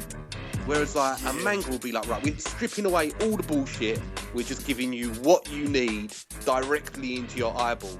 And I appreciate that a lot. It shows a lot of confidence that I think American comics seem to be lacking at the moment. But yeah, the Junji Ito's my boy, Naoki Urasawa's my boy. I tried to read some Masamune Shiro, but man, that shit's tough. It's a tough read. Because it's the way he draws and writes. It's just like I can't always follow it myself. And almost to the point where it's like I'd rather watch the animes from it. Yeah, because it's a little bit more direct. Like I'd rather watch Ghost in the Shell in the shows rather than read the comic, because it's kind of like he's still heavily involved into those. So the spirit's there and the story's there. It was just a little bit easier for me to handle. And the other jam that I've got, but I haven't read yet, and I'm staring at them on my bookshelf now, are the Satoshi Kon or Kon Satoshi books that Dark Horse put out in the last couple of months. Because Perfect Blue, I remember watching that when I was about 16 and was like, yeah, that's... Perfect Blue is that shit is a movie. I was like... So obviously, I'm like, okay, now I know that he worked with Katsuhiro Otomo as a background artist, and now I've found out Dark Horse for putting out all his books again. Yeah, I'm jumping on all them. So I've yet to read them, but they're my jams at the moment. You know what you gotta find? You gotta find Slam Dunk. You gotta read Slam Dunk. I know about Slam Dunk, because what did I read that the Slam Dunk guy... Did he write Vagabond as well? Yeah, that's his shit. I read Vagabond, and that's dope. That's dope. It's like Slam Dunk, I was reading, it's like one of the real reasons why like basketball blew up in Japan. Really? Because all the kids was reading that shit. It was mad popular. And it was like they started fucking with basketball, because even in the story he kind of teaches things about basketball. Like he has the character learn how to box out or learn how to like get a rebound. So they was able to understand the game through the comic. And there's so much love in that comic for basketball. Like, he really fucks with basketball. There's like a point where like a character gets a pair of Jordans. So this book is coming out like in the 90s, like when Jordans is fresh. So it's just like you see it. It's almost like some of the characters even look black, because they got like high top fades and dope ass haircuts. I'm like, like, okay, like this is Japan, but still, it's one of the best stories I've ever read in the comic book form. For real? And it's just about high school basketball. And like, you see how he draws. It's so realistic. So when he's drawing like players in motion, like crossing people up, taking like the 2-pointer shot or the 3-pointer, or shooting a free throw, and he got like the sweat coming down their face, and they're just worrying about it's amazing. Yeah, I'll read that. Just on that, did you ever manage to cop them Slam Dunk Jordans? Nah, like all them joints is too much. Like it sucks because I'm an adult, so like I got bills and shit. Exactly. So like I could justify buying them Jordans, even though I wanted to buy them Jordans so bad. Because even had like the art was on the boxes. I was like, oh, I got my man Sakuraki on this shit. Like but it's like, you know, you got to remortgage your house for them nowadays as well. They are expensive now. They've gone and they sell out so quick. Through the roof. Things sell out. You gotta go. Like things sell out so quick, and then you gotta go to eBay or something. And just like I ain't paying the prices, man. That's what I'm saying. Even in the UK, where basketball's secondary and slam dunk is like what you like. I know of it, but like it's not widely read over here. They're going for over £500 a pair. So you need dough for them sort of moves at the moment. And this is a thing. Like as a sneaker addict, I'm starting to get a bit tired of waking up at 5 a.m. to queue up for buying trainers at like face value, and I'm not buying them on eBay like for £300-400. So I might have to take a step back from the trainer game for a little while, because it involves like anything, like comic books, like sports. It requires commitment that, as you said, like as an adult, I'm not sure I'm willing to commit that much anymore. It's weird to me how the quote unquote geek culture mentality is sadly been put all throughout like culture, because it's essentially like all these things we've grown up into is like, yo, I got to get to the store to get this special version of a comic book. I got to pre-order it with the store. I got to bless them with like all this extra dough for like a 22-page paper comic because I want this one special cover or some bullshit like that. And then it turned into the collectible toys. So it's like, oh, I got to pre-order this shit for this much, for essentially a toy for children that everybody else looked on to. Just like, oh, they getting this money like that from this little bit of people? Yo, we can foster this and everybody else. We can get crazy guap. So it's just like, essentially, they took the sneaker fans, which is a larger like fan base pool, and apply everything from comic books to athletic shoes. Yep. And then like records do the same thing now. So it's like, oh, you want the vinyl joint? You want the special duper vinyl joint with maybe the CD or the cassette tape? That's going to set you back about $150. You got to get up X amount of morning. You got to pre-order. All this bullshit is just like, yo, I grew out of that shit with the comics. Like, I don't even want the paper comics no more. I don't want to deal with this shit with shoes and everything the fuck else. And movies as well, you know. Let's be honest about this. Like, whatever my opinion was of Avengers 2, you reap the benefits of Avengers 2 if you've watched the 10 movies that come before it. So, yeah. People want to debate that shit till they blue in the face. I'm just like, I'm almost like, yo, you wrong. Because it's like, there's certain shit. I didn't even go see any of the movies last year. The only reason I saw Winter Soldier is because I was up. I turned on Stars, and that shit was on. I still don't even know how that shit start. I saw that shit like half an hour in. It's alright. But I'm just saying, when I saw Age of Ultron, it's just like, oh, so you starting off with them fighting Hydra. Like, this shit is almost like a week after the Captain America movie. Yeah. But if you didn't see the Captain America movie, who the fuck is Hydra? I'm with you, man. I'm with you. And you're entirely right about how geek cultures infiltrate everything. And as it goes back to what I was saying, it requires too much of a commitment most of the time. Like, even the Fast and the Furious films, where I ain't going to lie, Fast and the Furious is my jam.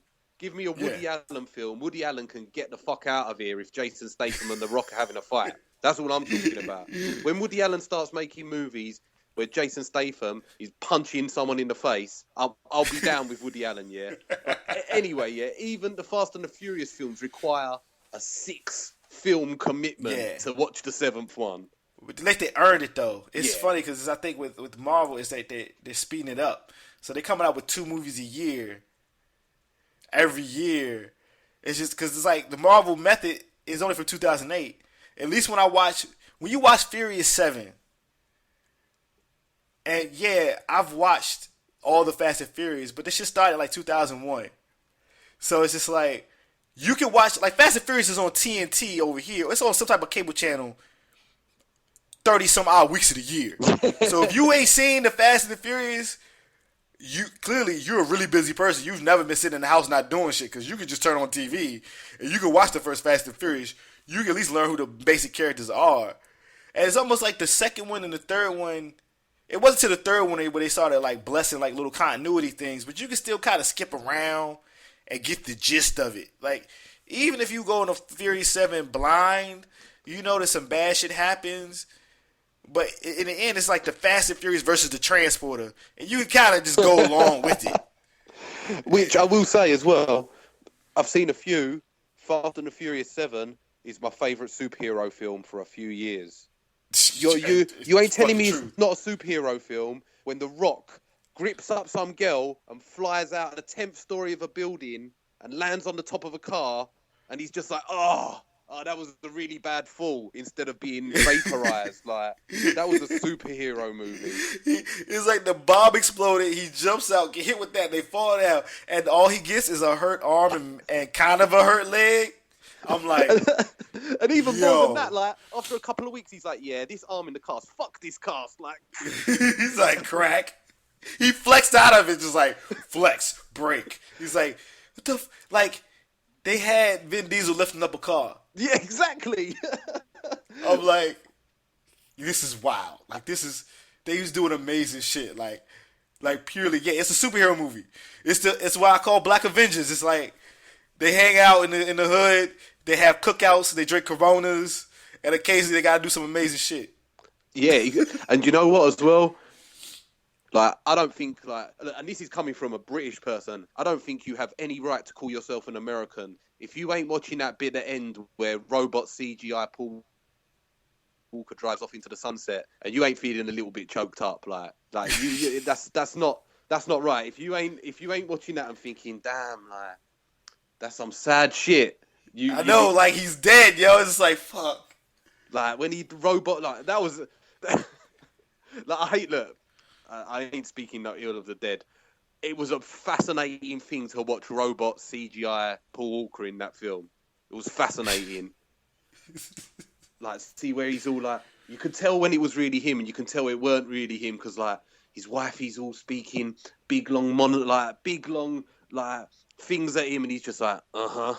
Yeah, and it's like he's got his back to her the whole time. Like, how you got your back to your girl like that? Come on, fix up Paul Walker. But yeah, rest in peace, Paul Walker as well. Much love.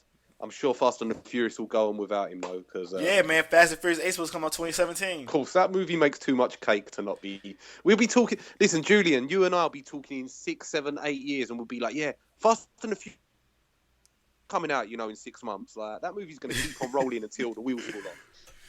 And I'll keep on going to see it. I ain't gonna lie to you. Like, what's not to love about it? You drive out of a building in Abu Dhabi or Dubai or wherever it was. Like, you parachute out with your Corvette out of the back of a car, out of the back of a plane. Like, that is a hype film. That, like, people in the cinema, I went and saw it with my girl, people in the cinema were I know they were getting pissed off at me, because everything that happened, I was like, no way!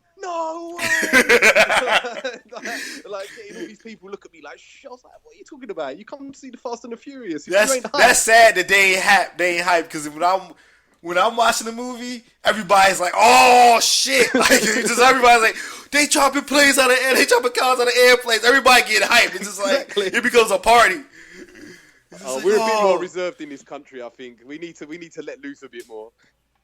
Like, this is moments where I'm just standing up in the theater, just like, what? It's like nobody bashing out. It's like, yo, Julian's hype right now. It's like, yo, Fast and Furious is life. When I come through, I'm on nothing but crud. Nothing but crud. Send it out to my fans, it's nothing but love. If a man try and come and eat my lettuce, I will fill him up with nothing but slug. Try no, I met the girls hit high notes. I go against the grain. So if a man try go against my name, mad ting. Cause I might just buckle your frame. Oh gosh, self-made, I'm my own boss. Smoke the lems and toes off. Sometimes I don't wanna be around nobody. I just wanna get lean with my phone off. 10, 9, 8, 7, 6, 5, 4 3, 2, 1, bag of shots at your door. Spit punchlines that are taking off jaws. Big Frisco, rough, rugged and raw. 1, 2, 3, 4, 5, 6, 7 8, 9, 10 big shots in your melon. And we don't care what you reckon. For the strap city, but still it can teach you a lesson.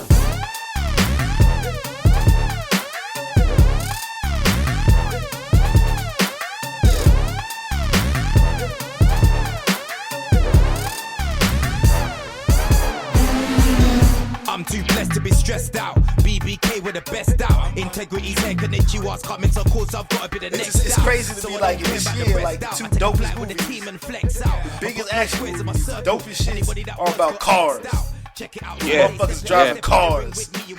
And both completely different sides of the spectrum of car films as well. It's like, one is apocalyptic, one is like superhero spy action thing. Like, I don't even know what to claim. Like, Fast and Furious is his own genre. Yeah, I was like about to say, Furious. its own genre. It is. Like, what else can it be? It's just wild. It's wild. And like, the thing is as well, like, again, like, I think the world is a bit fuckeries in 2015. Yeah, like, there's too much drama in this world and too much not nice things happening. Right? If I want to go to the cinema, I'm gonna go to the cinema and watch Paul Walker drive a Bugatti or whatever it is out the side of a building. That's how I'm escaping from the real world. Like, I don't want to go and see no seriousness. I want to see some madness, and that movie was madness to a T. It was perfect in how insane it was. Like, it was a superhero film. None of what they did could happen in real life. Like, and then you got Tyrese, who's like the comic relief, and then you got Ludacris, who's playing the character of Ludacris in 2003 when he was actually relevant. And like, you got all these characters, and I was just like, yeah, this is my film. This film was made for me. Like, I ain't gonna lie. Like, that's my jam. Like, that is my jam. But Mad Max still was better than Fast and Furious. Yeah, I'm like, it just, like, and I love Furious 7, but it's like, out of nowhere, Mad Max just took the belt. It's just like, it's like, put it like this: Mad Max Fury Road is the world heavyweight champion. Fury 7 is the Intercontinental champion. You know what I'm saying? Like, it's okay. It's good. You know what I'm saying? But like I'm gonna own it all when they're done with Fast and Furious movies. I'm just gonna buy them all on disc. Yeah, on like, but this is what I'm trying to say, Julian. They're never gonna be done. They're never. Hey, I just need 10. I just need 10, and I wanted to come in a die-cast metal car. That like all the discs somehow sit in. I just want that so I can sit on my shelf. It's like, yo, what's that? Oh, you know, I'll have the Toretto joint, and then I'll have like the Brian O'Connor like Mitsubishi Impreza, like you know what I'm saying? The Mitsubishi joint, the Lancer Evolution from like 2 or whatever, just sitting up there with the little underglow, because you know what I'm saying, I had the LEDs in it, and then like all the discs pop out, you know. Yeah. Oh, like, man, I'm mad Hot Toys don't got Fast and Furious figures. They be coming out with like, you know, Iron Man this and like all these like geeky stuff, and nothing wrong with that. But I want a Hot Toys like Dominic Toretto, like The Rock from Fast and Furious, not The Rock from G.I. Joe. I want Brian O'Connor from like different movies. I want like a Michelle Rodriguez figure. I want a freaking I want like not a Wonder Woman figure for homegirl who's playing Wonder Woman. I want her as Giselle from Fast and the Furious, like the leather jacket and like the wife beater on and like the gat. Like I want fucking Han from 3, and like I just want figures that just like basically regular motherfuckers with dope ass cars. Like I don't want no cool gear, no swords, or none of that shit. Just give me like leather jackets, jeans, and like dope ass Nikes. Why ain't Hot Wheels hooked up with Fast and the Furious? Or I think they are. I think they do come out with the cars over here. Okay, yeah. See, we ain't had them. See, that was my only complaint about the film. Yeah, as someone who's watching the UFC from like the most local, no-name shows, there ain't no way Michelle Rodriguez is even lasting 5 seconds with Ronda Rousey. Ronda Rousey's eyebrows could beat Michelle Rodriguez up. I weren't feeling like, both me and my girl were like, that was the one bit. Look, I'm willing to believe that Paul Walker is still alive and driving out the side of a building. I'm willing to believe that The Rock can jump out of a 10-story building and land on a car and flex it like it ain't a problem. But I ain't looking to believe that Michelle Rodriguez could fight Ronda Rousey. Ronda Rousey's beating her up, man. Like, I'm willing to suspend my sense of disbelief about most things. But there are some things I'm drawing the line at, like. Hey, but it's in the movie. But you say I equate Fast and the Furious. It's like Dungeons and Dragons, right? It's like by the time you get to Fast and Furious 7, they're like epic level characters or some shit. Like, I had to read up on Fast and the Furious. I mean, on Dungeons and Dragons to see how this shit works because I could never get into playing it. Yeah. So they're like level 30 motherfuckers, like Final Fantasy. You know what I'm saying? Like that's true. Them motherfuckers got like Firaga 3 or some shit, and like Life 3, and like Quicken and Haste and Regen. They got the dope summons. They can summon motherfucking Bahamut on motherfuckers. They can do all this crazy shit. So by the time you got Michelle Rodriguez fighting the Ronda Rousey character, it's like she done already fought like 2 or 3 big bosses from the previous games. Hell yeah, she fucking up Ronda Rousey because she's a new character. She's like level 22, but she just got a dope ass special ability. Michelle Rodriguez is Letty. She done already got dope ass material. She already got the special mithril gear. She's like whack. Like I done already been through like the last UFC chick. She done already got beast moded. Like she already got the special ability. She got regen cast. She just motherfucking ready to punch niggas in the face. Oh yeah, I forgot she bashed up Gina Carano. Okay, I'll give you that. Like her character done already run through like tough chicks. It's like, all right, so yeah, you like at least when she fought Ronda Rousey, she had to take her over a ledge into a DJ booth to get Ronda Rousey to be defeated, and then she got carried out by like Ludacris or Tyrese or some shit. Like, come on, we gotta go. I was not arguing, but I was having a debate with my girl. Like T-Pain was on the decks, yeah. Yeah, he was just in the movie. That's the Fast and the Furious. Tell me what film can have T-Pain on the decks, and I'm still like, yeah, I'm with this. I'm still with this. I'm okay with this. It's the most street movie because it's just like it's the only movie where like most of the people you see they doing amazing shit is like all people of color. It's just like they all got like one white that's homeboy. It's just like Brian O'Connor. Like the only white people is Jason Statham, his brother from the last movie who's in the hospital, and like and like Brian O'Connor, like Paul Walker. That's it. The rest of everybody else is like you Asian, you regular American and black, you're African black, you're like a nondescript black woman with a British accent that's fine as hell for fucking Game of Thrones. Like they just all in there. Yeah, just listen, man. She come from like. I don't know what they're all called dumbass names in America, but she come from like the British version of like Days of Our Lives, like one of them ones. Oh, she's from the soap opera? Yeah, she was on a serious one of the most ridiculous soap operas in the UK. It's called Hollyoaks, and that's where she comes from. I would have watched that shit every week, dog. Damn, you know. Listen, a lot of young men are watching Hollyoaks every week, and they ain't watching it for lines. All the girls all kind of look like her, but my girl ain't having that. She's pissed like, nah. How dare this Hollyoaks chick be in this big movie franchise? Like. Cause she came up because she was in that Game of Thrones. Yeah, and motherfuckers was like, "Yo, who the fuck is that?" And then the next season, she had that scene where she was full naked, and motherfuckers was like, "Oh shit!" Like, she needs to be in everything. You know what? And that's the one other thing about Fast and the Furious that I weren't buying, and it actually is a decent segue into the Game of Thrones talk. Get out of here, Iggy Azalea, with your weird Peter Baelish accent. What are you trying to do to me? Yeah, that was horrible. Get out of here, man. Like, even for 2 seconds, I know you like Rita Ora, but the last Fast and Furious film, I felt the same. I was like, get out of here, Rita Ora. What are you doing? Yeah, she fine, so I was able to accept it. Just like, I fucks with Rita Ora. So, like, she just be looking good. Her songs is okay. They're not fucking amazing, but, like, she's like, it was like, all right, you know. It's like, I don't even know why the fuck Iggy Azalea was in 7. Like, I know why Rita Ora was in 6, because they was in London. Yeah. It's like, okay, she's British. You know what I'm saying? She's from that place. That's why she there. She looking cute. She got her little hot pants on, her heels on. She all done up. You know, Rock Nation all the way. I see it.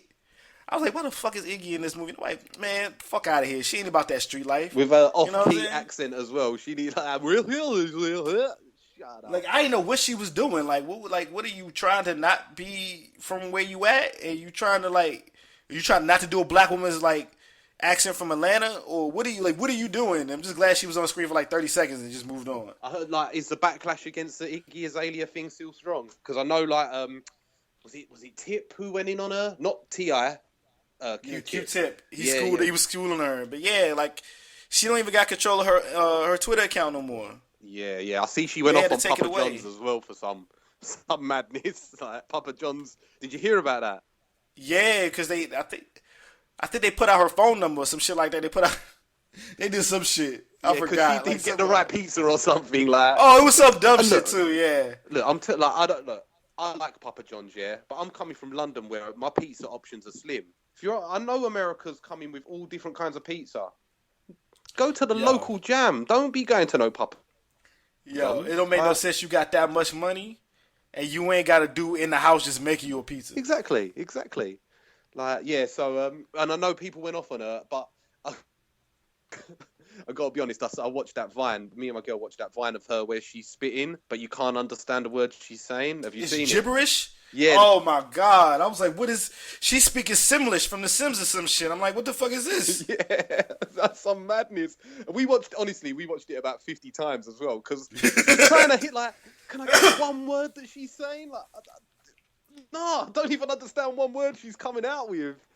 Yeah, she's definitely well, I was gonna say I don't understand why she's so big, but I know exactly why she's so big because she got the DJ Mustard seal of approval on that one jam, and that's all it needs really. You know what? Nah, that wasn't him. What was Fancy? Not him. No, that's one of the biggest problems. When I found out this, like, DJ Mustard had beef because they copied his sound. They copied his sound to make it like sound like a DJ Mustard's joint, and that's probably the reason why I got hot real quick. And you know, Charlie XCX were a hook because nobody really remembers what the fuck Iggy's saying. No. Everybody just knows the hook. So it's just like, so you got a joint that sound like DJ Mustard, but you ain't pay DJ Mustard to make a DJ Mustard beat. No, I'm not. And like, it's fucked up. The whole new classic album is just like one big, just area of fucked upness. The thing is, yeah, look, and we may disagree on this, we may agree, but listen, if you're DJ Mustard and you're calling out people for making tunes like Fancy that I genuinely thought was a DJ Mustard beat, maybe you should make your beats a little bit more complicated than a few hays and like 2 keys and like just a couple of kick drums. Like that's on some simple Fruity Loops business. Having said that, listen, I'm not gonna lie, DJ Mustard was the hot jam of the last 18 months. Like his radio output is somewhat like the Neptunes was in 2002. Like every single beat just popped off and people were on it. But in my opinion, DJ Mustard ain't Pharrell or Chad. But that's just me. It's true because when you think about it, like, when the Neptunes were taking over, you knew it was a Neptunes beat, not because of the simplicity. It's just that you could tell the elements of the production. It's like, oh, they're going to have some strings in here. They're not always going to sound the string, but it's like, yo, they're going to have strings, drums, there was a certain feeling to a Neptunes beat, like a way they would use their keyboard. Like I remember I was researching, like, yo, they use a specific keyboard, so that I found out it was like a Korg something. Like, I was like, oh, okay, like, it wasn't the fact that you could easily make a Neptunes beat, because you can go from like a Noriega song to a Jay-Z song to even like a Britney Spears song to a Snoop Dogg song, and they all sound different, but they was all Neptune songs. And to a certain point, sometimes you can only really tell because they put Pharrell on the hook. Yeah. You be like, oh shit, like.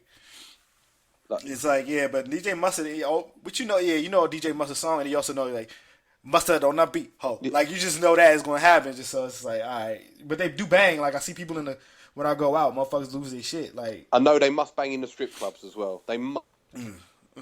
Yeah.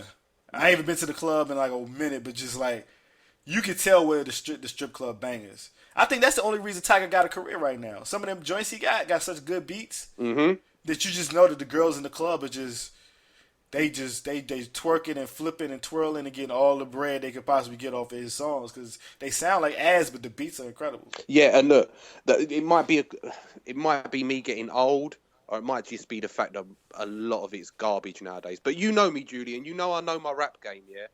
Yeah, man. Past Rack City and a couple of other tunes, I don't know nothing about no Tiger jams. That's it. Because I just haven't got time for that.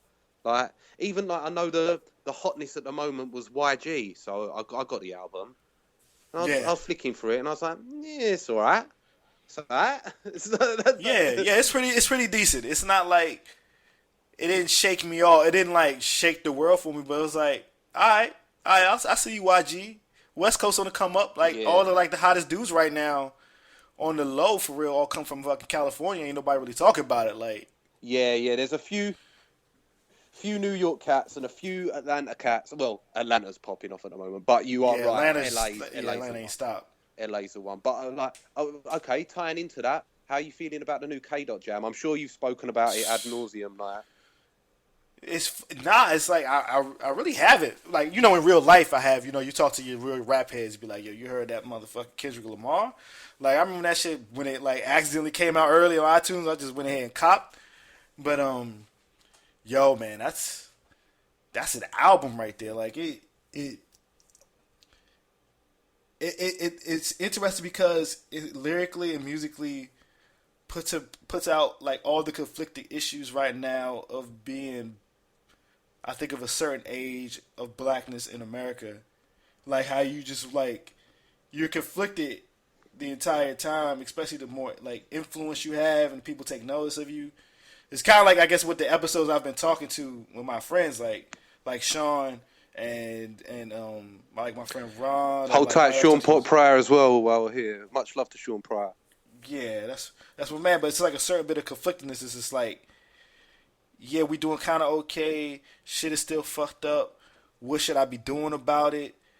Sometimes you have issues with the way certain people act, but it's just like we get why they act. But it's just like this big circle of just like, I don't know, and I'm still trying to figure it out. And it's just, the whole beats of the album is insane, and the way everything flows together. And then you get to the end, and the shit with Tupac, and it's just like damn, and you just figure out, I was like, this motherfucker is not even close to 30. Yeah, I'm with you on and that. This is the shit he's coming out with, and to me, it's just dope. It's just like, I think within the month of like between what, February, between February and like the beginning of March, Kendrick Lamar and Aubrey Drake Graham cemented themselves as like the two main figures of their era of rap music. Yeah, with two contrasting ideas. It's like if anybody's became the new Jay-Z and the new Nas, it's those two. Yeah, I'm with you on that. Like, I'm not gonna lie. I'll give To Pimp a Butterfly, just on a purely listening level, I'll give it 3.5 to 4 mics. Like, I'm talking source parlance. I ain't gonna lie. Like, it wasn't a Good Kid, Mad City to me. But what I will say is, whereas Good Kid, Mad City was an album of bangers, I think that To Pimp a Butterfly, and this is maybe where the disconnect for me is, I don't know what it's like. I'm an English guy looking through a lens at what America's like. I look at at the moment, the way America is in 2015, for me, To Pimp a Butterfly encapsulates that. And I think it was an important album that he needed to make. And much love to him, because like, he could have just come out and done 12 tunes with Charlie XCX and Robin Thicke and this guy and that guy. But he chose, like, he could have done that, and he could have gone, like, could have sold a cake load of records, but he chose not to do that. And like, I've got love and respect for him for that. Having said that, it's not an easy listen. Like, in terms of some of the records, like, you really have to, like, it's not, when I say it's not an easy listen, it's not bumping in your car sort of music. It's sit in a dark room, like a Gil Scott Heron album. It's like sit in a dark room and think about the record you're listening to. You can't just have it on in the background while you're making your supper or something like that. I don't think it's that kind of record. I agree. He's got a couple of songs that's kind of like that. Like, I think King Kunta can do that. Very much like that, yeah. And All Right can do that because he got that dope ass Boys II Men sample, and the hook is just, we gonna be all right. It's just like a banging joint, but like, yeah, most of the joints, like, I pick songs off of an album and just put them in playlists and I just listen to it.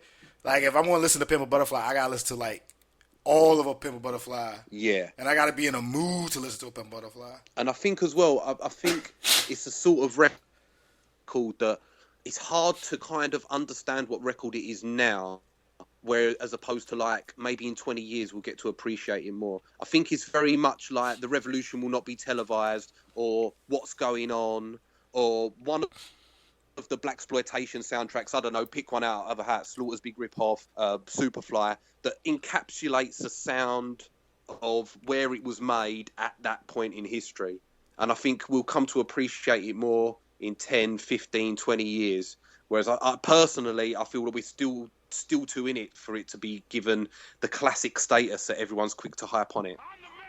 Doesn't mean it's not. I think people throw that around too much. I think they throw around classic too much, too quickly. Yeah. Because if you're gonna call someone classic, like, I remember being 13 or 14, Ready to Die came out, and motherfuckers wasn't running around talking about, it's a classic, it's the classic. It was just like, yo, you heard that new Biggie?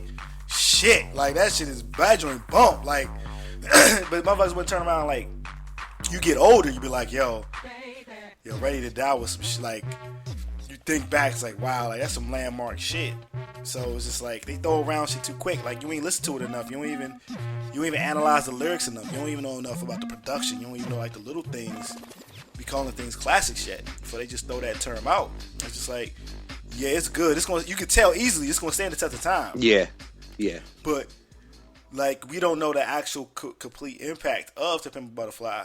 Just like, I think I always counterbalance it in my head with the Drake album, because I think they both deal with things from different places. It's like To Pimp a Butterfly deals with everything from external forces on a young black man's mind and how it's affecting him and like his internally.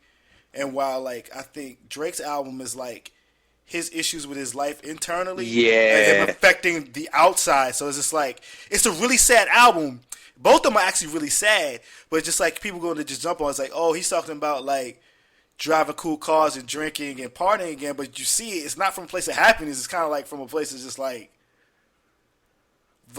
remembering like hell was just when I was broke and I was just like riding around with my woes, as they say, or like the girls that I've lost. It's still like this existential troubles of being like exceptional and being young and black and having people look up to you to a certain degree. It's just like they're both wrestling with it in completely one ways. And people, I think, try to say one is more shallow than the other, and you can say that, but I think they're dealing with dissimilar issues just from different places. Look, I'm fully with you, and look, I'm gonna eat some humble pie right now. Yeah, we've talked about Aubrey ad nauseum. Yeah, I've had my issues with the guy. Yeah, if you're reading This Is Too Late, it's a great record. It's a great record. I'm not gonna lie to you, and I challenge anyone to have show me a better pairing. I'm not saying my guys like Raekwon during Only Built for Cuban Links. I just want to put that out there. Like, I'm not talking his classic status or anything, but I challenge the first half of this year, the second half of No Telling. I don't think there's a better pairing of instrumental and vocal. And don't get me wrong, the vocal isn't going to spin your head round, but there's just something about it that was just like, yeah, let me just repeat that second half of that record again. And then before I knew it, I'd repeated it 30, 40 times. And it's got a lot of plays on my iTunes at the moment. And I put my finger on why it is, because, again, Drake ain't the answer to the rap game's problems, in my opinion. But he's making moves in the right direction. I think he really is. And it's a great record. And I like the fact that he kept the guests to a minimum. And in fact, the joints with the guests on, for me, get a quick fast forward as well. I don't really like Party Next Door, I'll be honest to you. I feel this like 17-year-old girls' music, but I fuss with Party Next Door to a degree. It's just like, there's a certain point to me with Drake guest artists where to me they're not guest artists.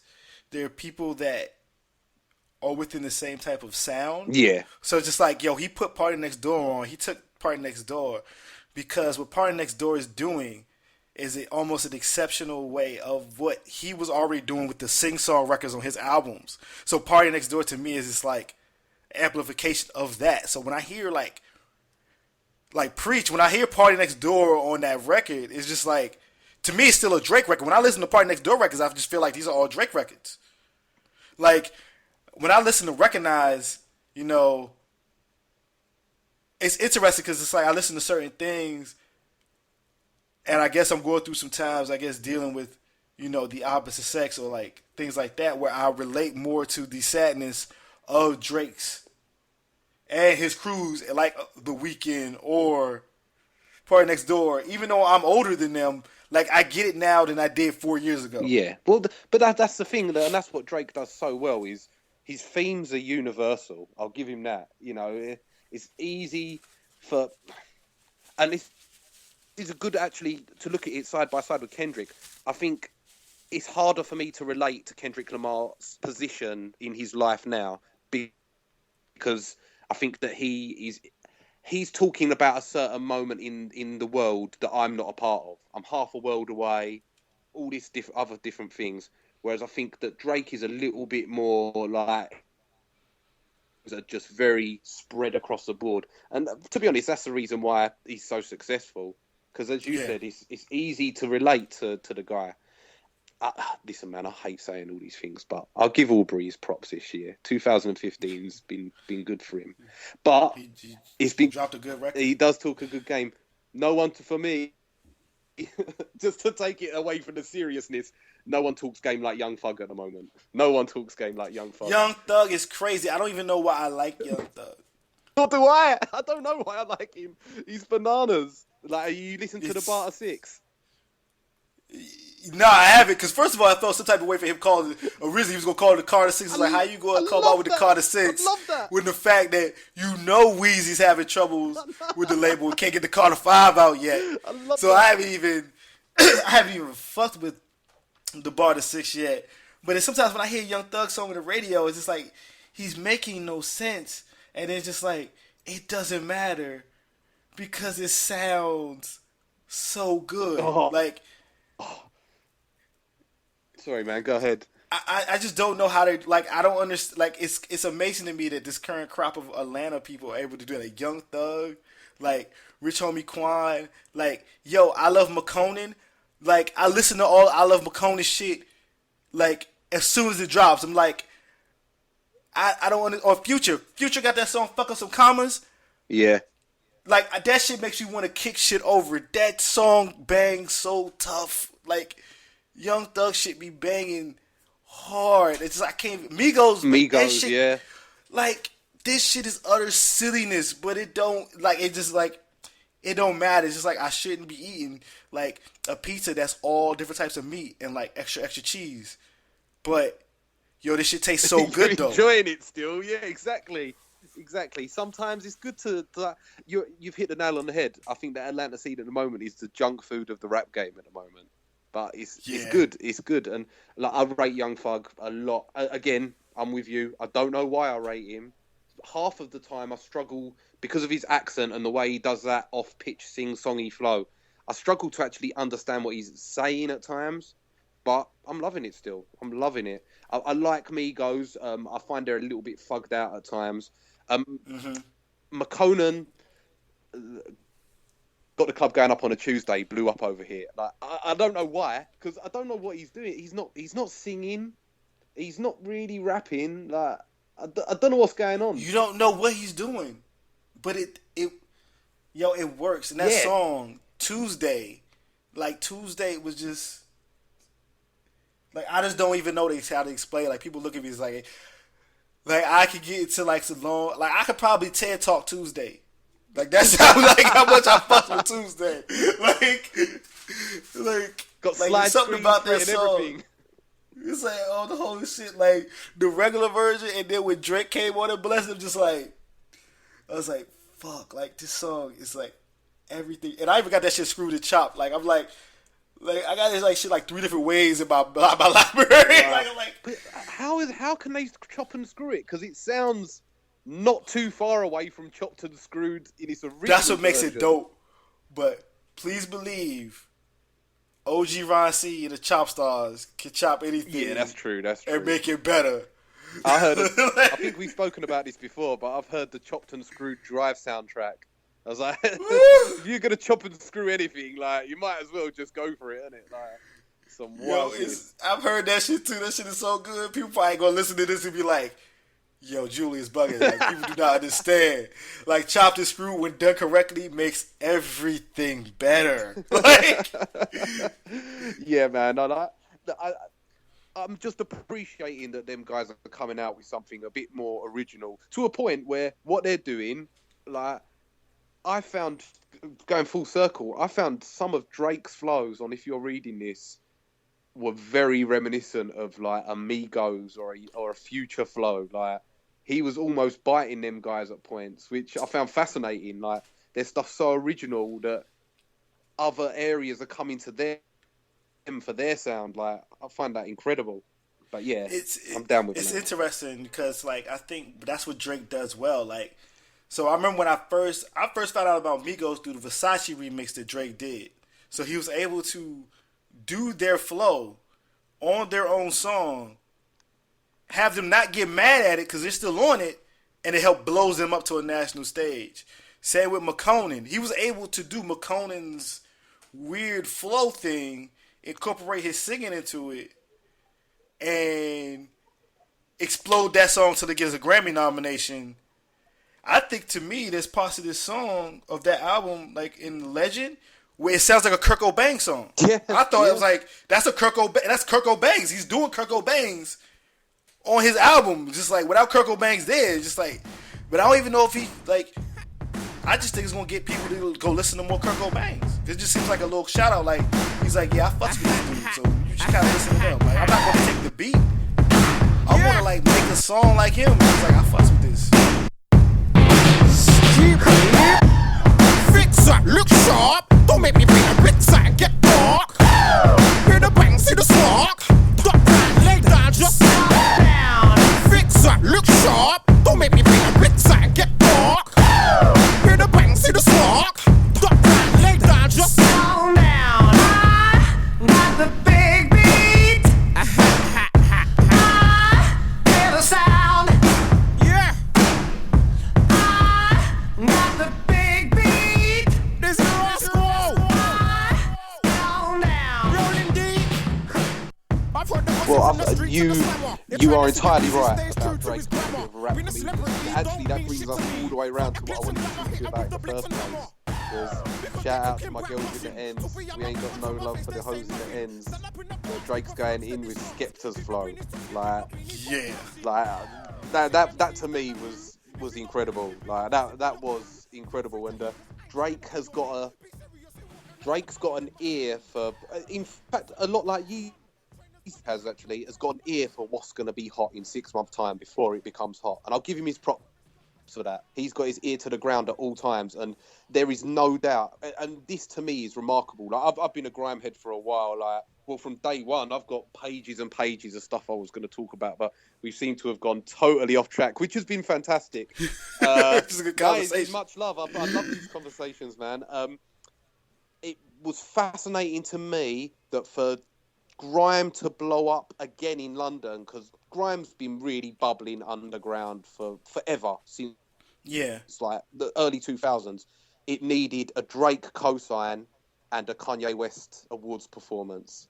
That to me is fascinating. Like, for your own hometown's music to blow up, you needed two guys from half the world away to give it a cosign. I find that incredible, man. And good. Yeah, that's insane. It's dope because it's like, I think when I first heard about grime was around the early 2000s. There's a couple people I know that got Kano, Dizzy, and Dizzy Rascal, and they kind of blew up a little bit, and they were playing with MTV back when MTV was still playing videos. And I was like, so they doing these things over there in London. They rapping. It's just like, it's different. The beat production is different because, you know, it has the more drum and bass, or at the time, you know, certain things that were completely different than the way they were making beats over here in America, which was still heavy sample, heavy soul sample and shit like that. It was the full Just Blaze and Kanye, and then also Neptunes and Timbaland type of shit. But it's interesting now that since like the explosion of trap, which goes like Atlanta, like London, Brooklyn, back and forth to like two different trap scenes or trap styles of production, and then you listen to it, and you're right. Like, you could tell that, like, Kanye was heavy in that shit, but going back to, like, Yeezus. Like, when you listen to Yeezus, I was like, yo, this ain't American. This is some London. Like, this whole album is, like, some London shit and, like, some dance hall shit. Like, and then, Drake, you could tell Drake would be listening to it, and you're like, and I'm sitting there thinking, it's like, I'm not up on it, but I do know enough that it exists, and I know that it comes to a point where it's like, yo, grime might blow up soon, like, for real, like, it might really pop off. And then I saw that Skepta song, and I was like, this shit is fucking bananas, and I just wanted to, like, And I think I hit you up with, Yeah. I think I hit you up on Twitter. I was like, dude, this Skepta dude, what the fuck? Who is this dude? That song was so hard. That tune's been popping off over here for a while. Like, I tell you, a incredible. Have you ever heard of Jules Holland? Yeah. Because he does all those good interviews and good shows. Yeah, like Jules Holland. Like, it's hard. I'm trying to think of a good American example of Jules Holland. Like, there is no example of you guys as DJs. Okay. You guys as radio DJs, like, what's the dude that does all the cool ass interviews with Kanye that gets videos? Zane Lowe. We don't have Zane Lowe's and Jules Hollands in the modern era of radio. Like, the Breakfast Club is the Breakfast Club, but it's not the same thing. Like, yeah. I have a feeling that, like, when you listen to those guys, they're gonna put you on the new music. You got dope ass fucking interviews, and like, they're celebrities for being on the radio. Yeah. Well, like with Jules Holland's a fascinating cat. Yeah, Jules Holland is a jazz pianist, which in and of itself is some madness that I can't get my head around. But he's fantastic. But for 20 years, he was a DJ originally. But for the last 20 years, he's had a TV show called Late Night with Jules Holland. It's on every Friday night for about 25 out of 52 weeks of the year. Yeah. Some of the people that he's broken on Jules Holland, big ones of recent years, like Adele's first ever TV appearance was on Jules Holland. Like, that's the sort of and he picks the people that are going to be on the show. Yeah, so you can have of any one week, current kind of guy. BB King was on there a couple of years ago. Rest in peace, BB King. Along like someone like Kanye West. When Kanye West did his only UK TV performance, it was on Jules Holland, and he done New Slaves. Like, people go to Jules Holland and go, listen, I want to be on your TV show. And by the same token, Jules Holland is like, okay, I know what's hot. I want this guy. Last Friday just gone, Skepta was on Jules Holland, and I can't articulate to you how much of a big thing that is in UK pop culture. Like, it's kind of like, if you're on Jules Holland, you've made it. It's the difference between Juicy J selling records out the back of his car to being on a tune with Katy Perry. You know what I'm trying to say? It's like, you've made it once you're like, and that's a really bad example because Juicy J's my don and he's made it for a long time. Oscar winning Juicy J, shout out to Juicy J. Yeah. But yeah, Skepta was on there with his brother Jamie, the two guys who do the original That's Not Me.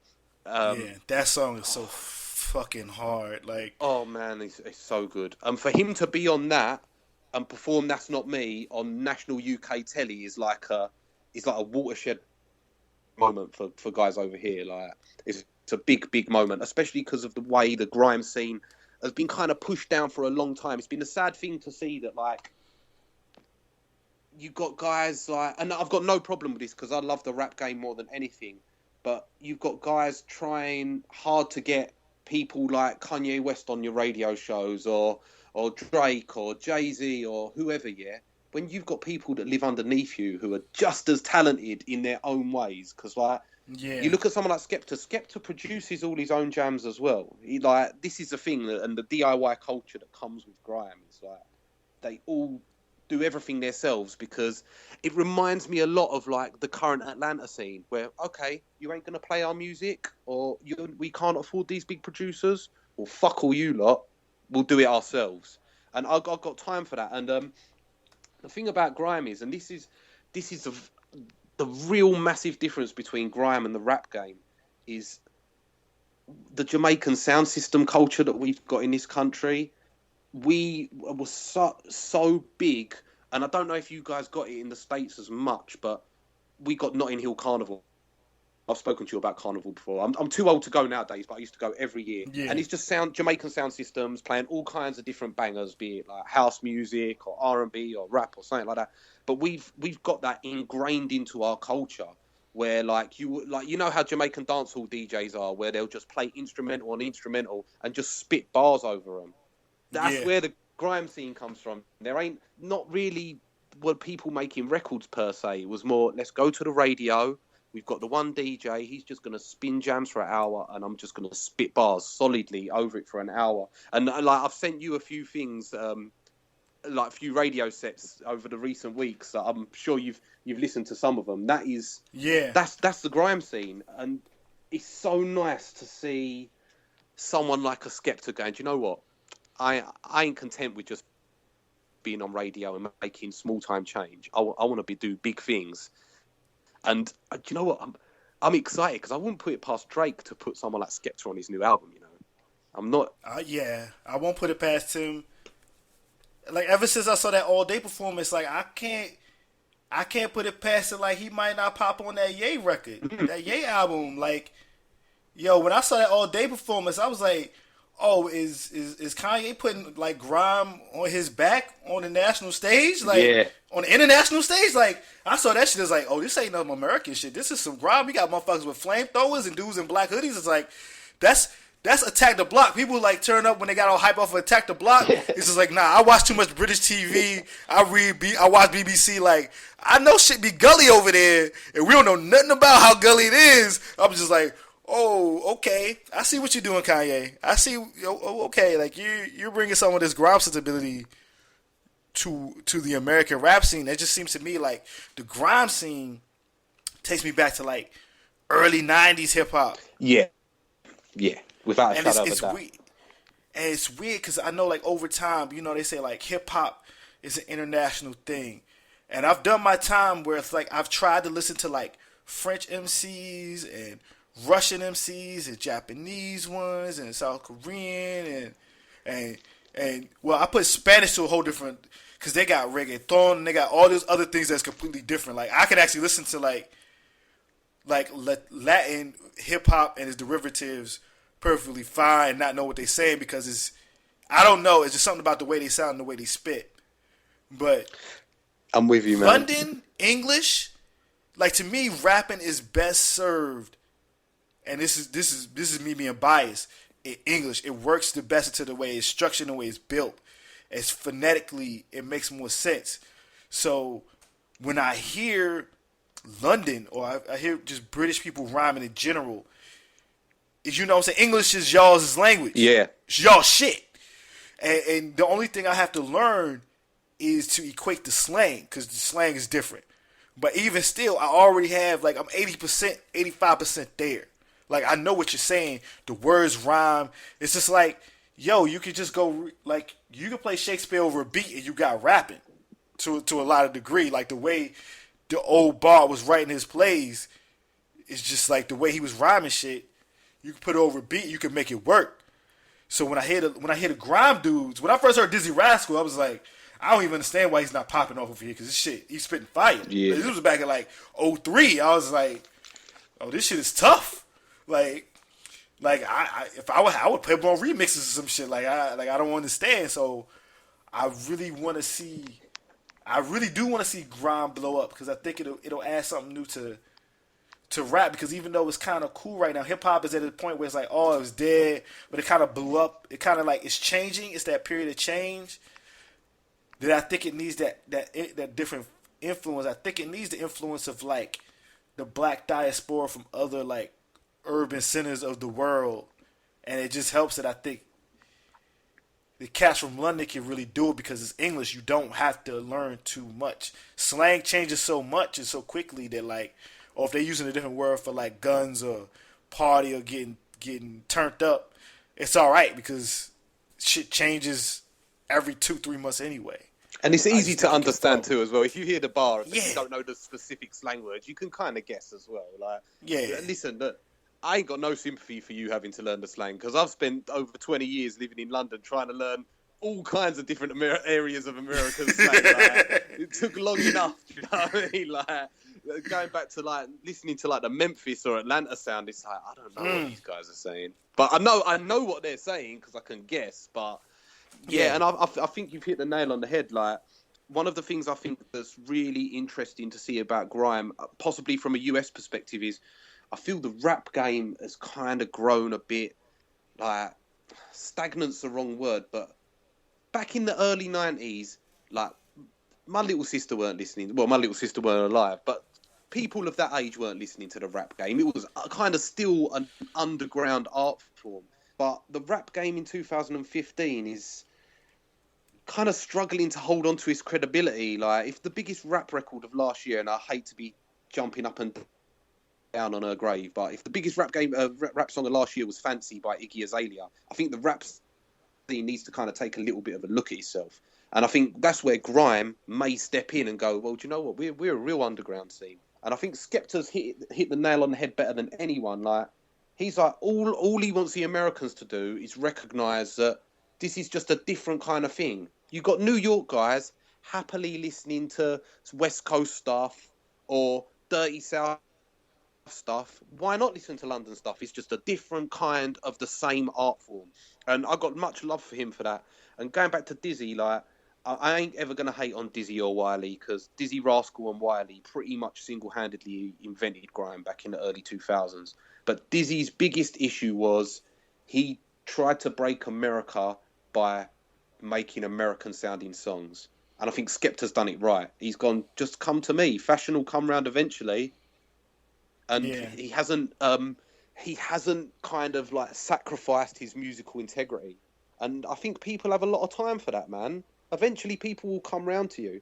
But I am curious to know how you are with the slang, because I sent you and Sean that P Money Pepper Rhythm a couple of days ago. And like, yeah. I listened to it this morning. It's just like I need to listen to it again. Like, I was just like, he's talking about London underground tube stops. He's talking like every different kind of slang. And I've listened to it. It's my jam at the moment, yeah. And I'm like, I wonder how much of this like is actually going in, because it is pure slang. But as you said, you will get it eventually. It's just the slang's dope as well. UK slang's dope. Like, I've been telling you about Wasteman for a time now. Like, it's still like one of the best.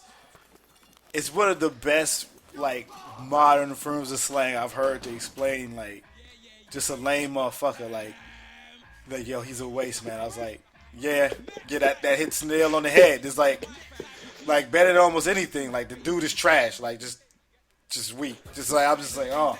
That's the thing is, I guess I had to think because I grew up watching so much stuff from the UK. I'm like mad open to it. Like, growing up, you watching.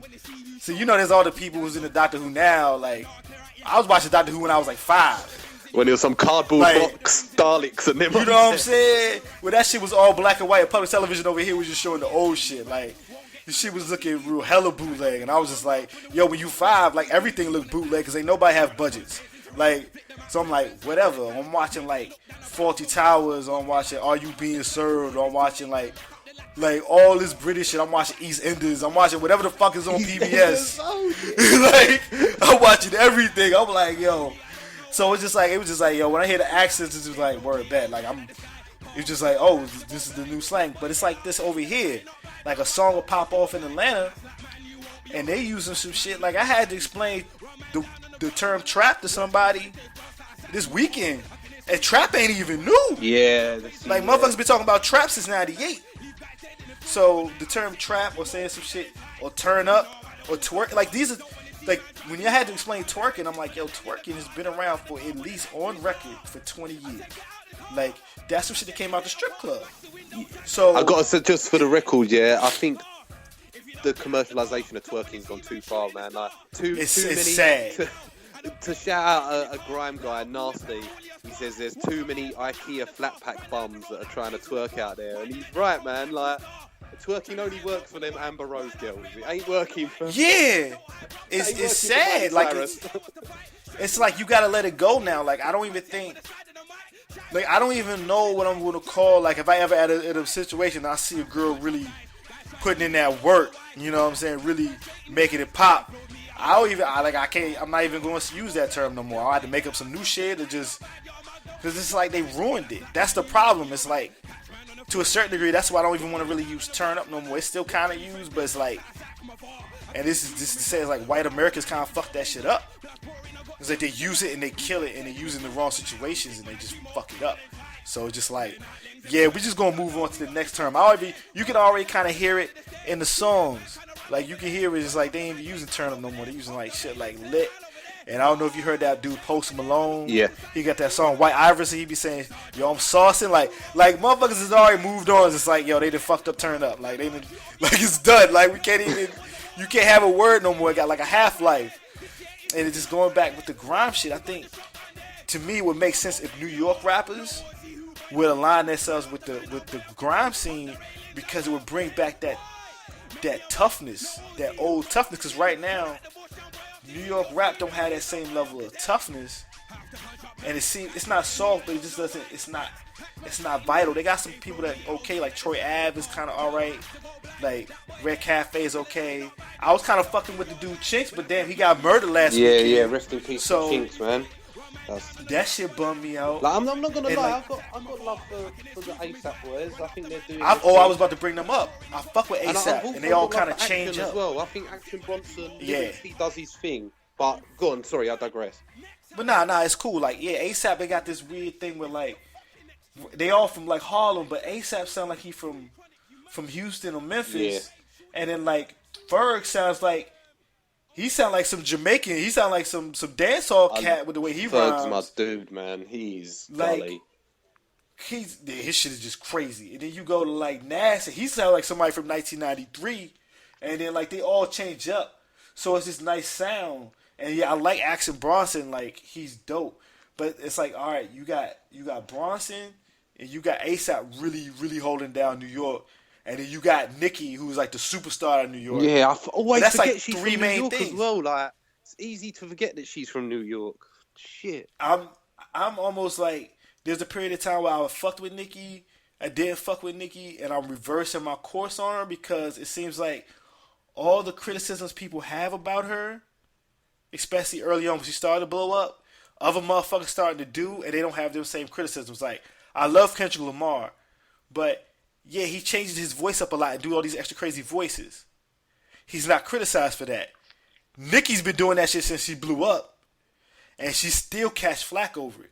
It's like, yeah, she can spit, yeah, she can make pop records, but she's still an MC. She's still dope, and let's be honest, she's still the best female MC pop wise in the game. Like, without Iggy, like Iggy. She's a rapper. Like, she's not like, I know when I listen to Nicki Minaj, she's writing the rhymes. Yeah. I might not even like the rhymes.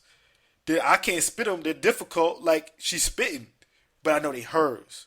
Like, so I would think that like New York is kind of this period that they haven't really came out of. But I think there's certain people like Rat King, and then like Rat King are dope, man. Rat King is dope, and that Wiki guy, just as an aside, I love the way on the That's Not Me remix he subverts Waste Man, where he says something like get drunk like a waste man. Yeah, that's me. I heard that. I was like, when I first heard that, I was like, oh, my man Taylor must love this. like, I was on it. I was like, wow. I was like, wow. It's like Rat King, Joey Badass. There's a certain like element of like really dope, like kind of undergroundish rap scene in New York. And I think New York would be smart to just lag on to like gully New York ain't that different from what I hear of gully London. Yeah. You know what I'm saying? Yeah. Like, it's tied together, and it would be smarter to connect, because especially with the type of, especially with the trap scene as it is, it almost became this nice conversation of like people in London DJs and Brooklyn DJs going back and forth with the dance trap music scene. It just seems that, like, as a movement, if you want the New York rap to really come back, you need to like infuse it with some new energy. And grime to me is the perfect energy to infuse it with. Like, let's not sound like Atlanta, because you ain't Atlanta. Atlanta's very different from New York. It's the South. It's Atlanta. They got trees. It's more suburban. It's a different mind state than New York. New York is the city. And the other big cities out there is like London, Tokyo, Paris, Hong Kong. Then you latch on to London. I would connect more. And I think it would help build them back up on the charts and the work and the albums. Like, it would just bring a good energy back. It's going back and forth with these hungry cats over there. Like Skepta. I think Skepta should be on like 4-5 remixes right about now. Well, just to tie into, I totally agree. I think he should be hustling hard on the remixes. But something that I did hear, have you heard Skepta's new jam Shutdown, or newish jam? Nah, I need to get on that. It's called Shutdown. It's a decent record, yeah. Similar sort of sound to That's Not Me. I prefer That's Not Me, but anyway, that's not the point. He's got a remix in the works, and when I'm talking remix, I ain't talking instrumental remix. I'm talking all-star remixes like New York used to do, yeah. And man. the guys he's got on the remix, he's basically announced them. He said he's got a big US rapper, so people are speculating that he might be Ye or Drake, and he's also got Idris Elba on it as well. Oh, he got King Driss on there? That guy. Yeah, you can't. He got King Driss because I love Idris. Because like motherfuckers was like, I remember when he put that song out with that video, and like I was like, yo, hold up. He's a recording artist too? Yeah. And I be telling people that, they still look at me crazy. Like, nah, look up this video. It's on YouTube, the King Driss. And I was like, I kind of fuck with Idris on this. Yeah. Listen, man, he's the epitome of cool. Like, there's nothing I don't think that guy can't do. Do you know what I mean? Like, and he'll still always be Stringer Bell to me, which is baffling because he's a South London boy. But I always picture him as someone from Beemore, which is really baffling. But anyway, like, yeah. So Idris is spitting on that track. And he said he's got a big US rapper in the wings. So it'd be interesting to see if he releases that as a jam out in the States and see how it does. Because as evidenced by what we were talking about before, like McConan and stuff, a Drake cosign does a lot for rappers out there. Does a lot. Yes. It puts you up 10, 12 places on the Billboard Hot 100 or whatever it's called nowadays. It's crazy. Like I don't know if we've ever seen, like, rap is interesting to see. Because as conflicted as people are about Drake, and even now, like, it's like you give him his props because he does good work. But to have a person put out a mixtape that's really not a mixtape because it came out commercially, and to have every song on the album make the top 100, yeah, and stay there not for like a week, but like months. Like all the songs are still in the Hot 100, and you sitting there just like. Ain't nobody ever really do this before. Hove ain't never really do this before. Pac ain't never do some shit like this before. Biggie, like the entire fucking album. That's some Beyonce moves, really, isn't it? That's what it is. We're talking megastar moves. It's like, and she's like the only one I think can have pulled it off. Like people want to like dick ride Taylor Swift, and nothing against her. She put out a good album, but like. Ain't nothing the cultural landstone that Beyonce record was. No. That shit shifted everything. Like fuck. Like I know that new Drake song with Beyonce leaked, and clearly you could tell it's unmixed, it's unfinished. But you kind of just like, yo, you really need to hear Beyonce really sing on this joint. Like, and to go back to that Beyonce record, like that song "Mine" was Drake wrote. Is a Drake song. It just happens to have Beyonce singing it. Like the way it's structured. The words, it's like you can see a man or a woman sing this and it means the same thing. It just he's at a certain point of his creativity that's like he's only touched by a few. So it's like I think that's why like Kanye can be like, yeah, like the top dude right now is Aubrey, like, and that's crazy. It'd be dope if he jumped on some Skepta shit. Like, I ain't gonna lie, that will probably be some life-changing shit for Skepta. Like, even just a bit, if it doesn't blow up, if it doesn't completely hugely blow up in America, more people will listen to him. And I know it probably go crazy over there because it's just like, the cosign is just, it's like the OVO seal of approval. Like, well, Drake's headlining festivals over here. Like, it don't matter whether Skepta's from North London or not. Drake is a superstar. Drake is headlining festivals over here this year. Like, one of our festivals, I don't want to get you jealous, yeah? Again, now I'm past 30 and my little sister, who's like 16, 17, is going to festivals. I've kind of realised I'm getting a bit Danny Glover too old for this shit, yeah? Right? So I ain't going to Wireless this year. But listen to this Wireless lineup, yeah? ASAP Worldwide, yeah? Skepta, Novelist, Stormzy, like grime guys. Drake, McConan. Right? No, wait. Raekwon and Ghostface Killer perform the entirety of Only Built for Cuban Links live. Yeah. Right? And there's more, but I can't even... You know how, like, once you get past that point, it's like, yeah, it don't matter who else is there.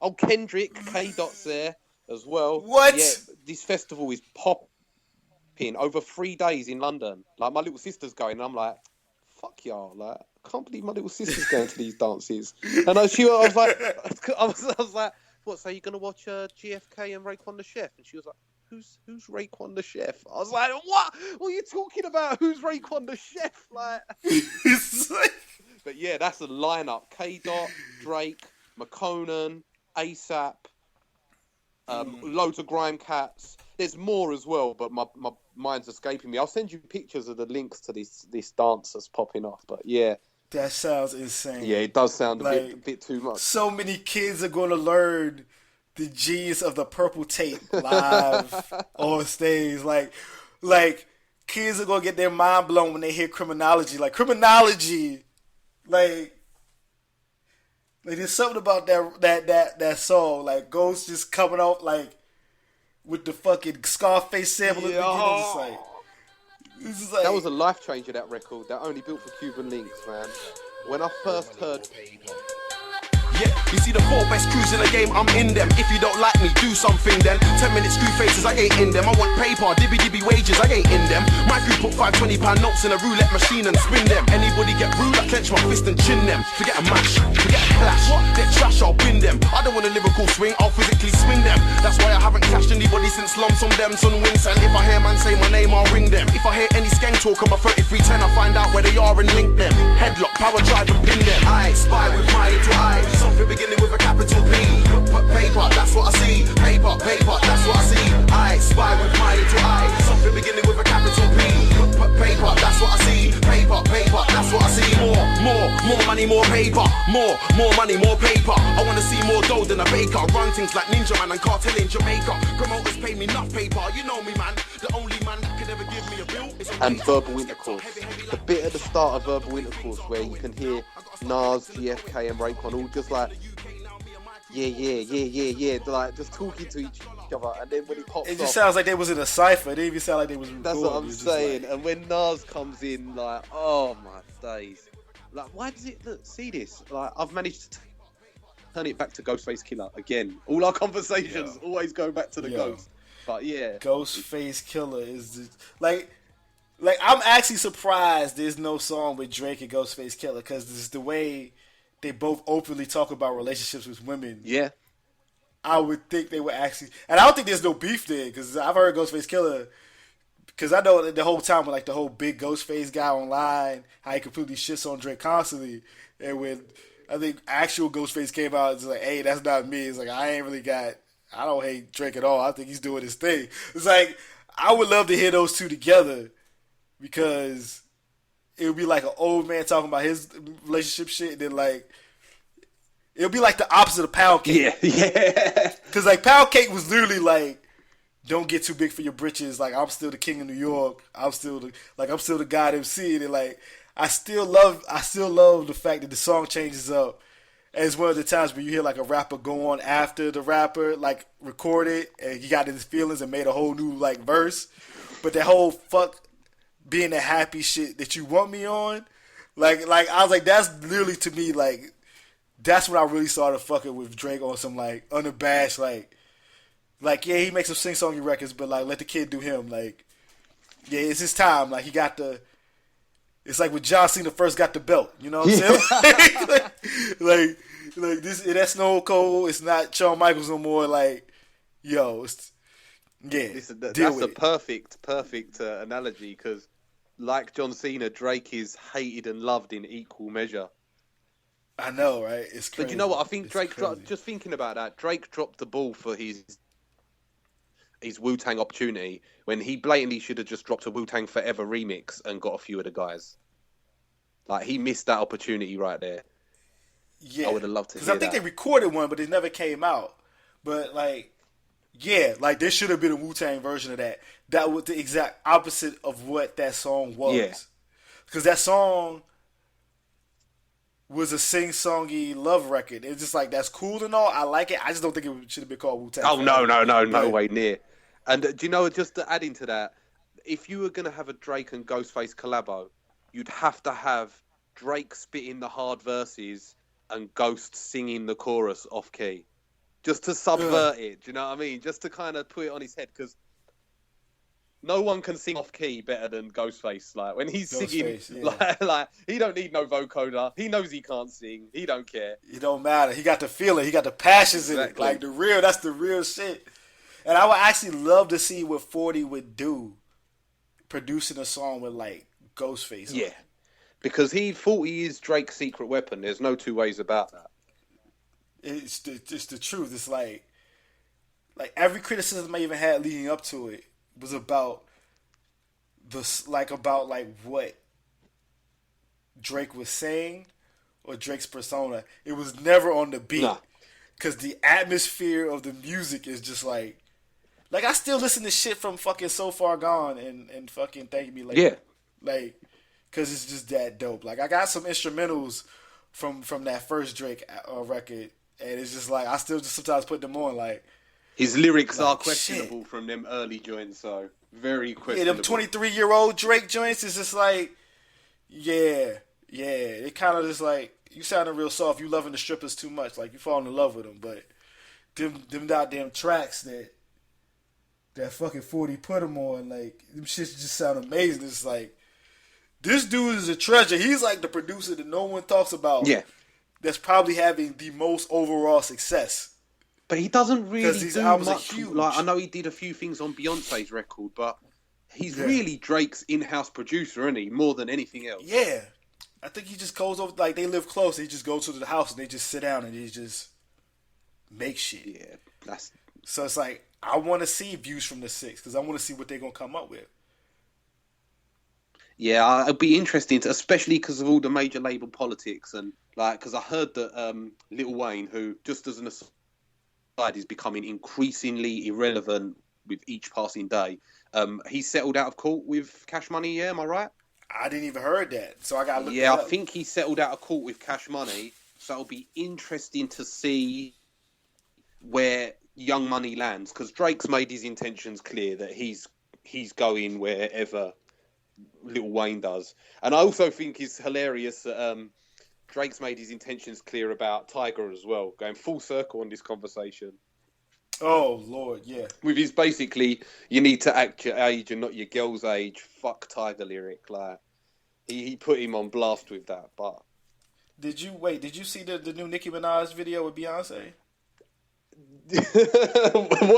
Right, yes I have. Now go ahead. But did you see her jersey with the pervert 17 on? No, I didn't notice that. That's when she's dancing. There's this point where she's dancing with two dancers and she's spitting her rhymes.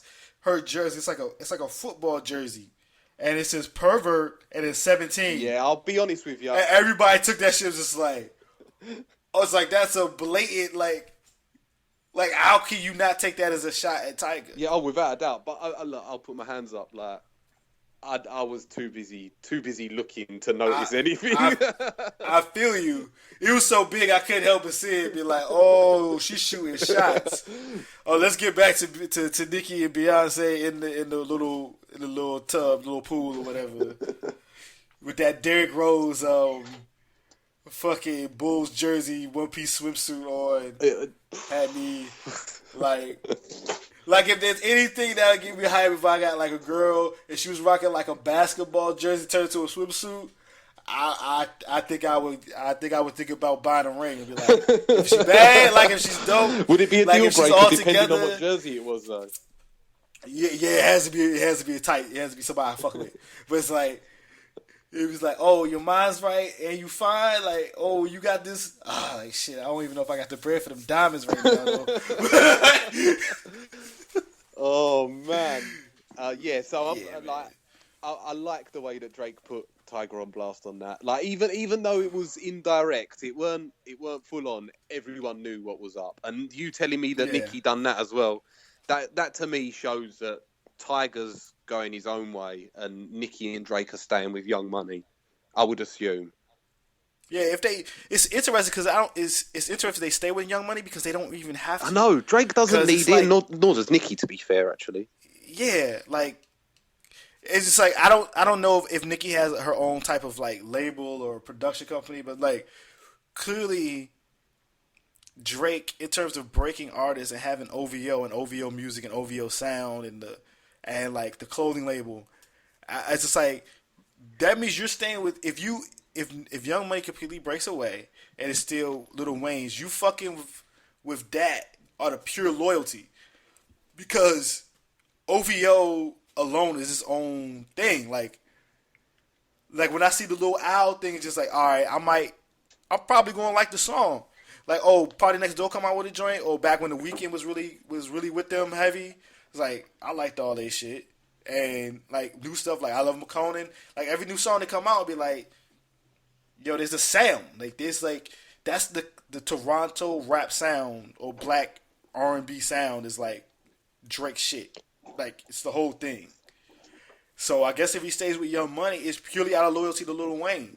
And Yeah. you're right about Lil Wayne because it's like he's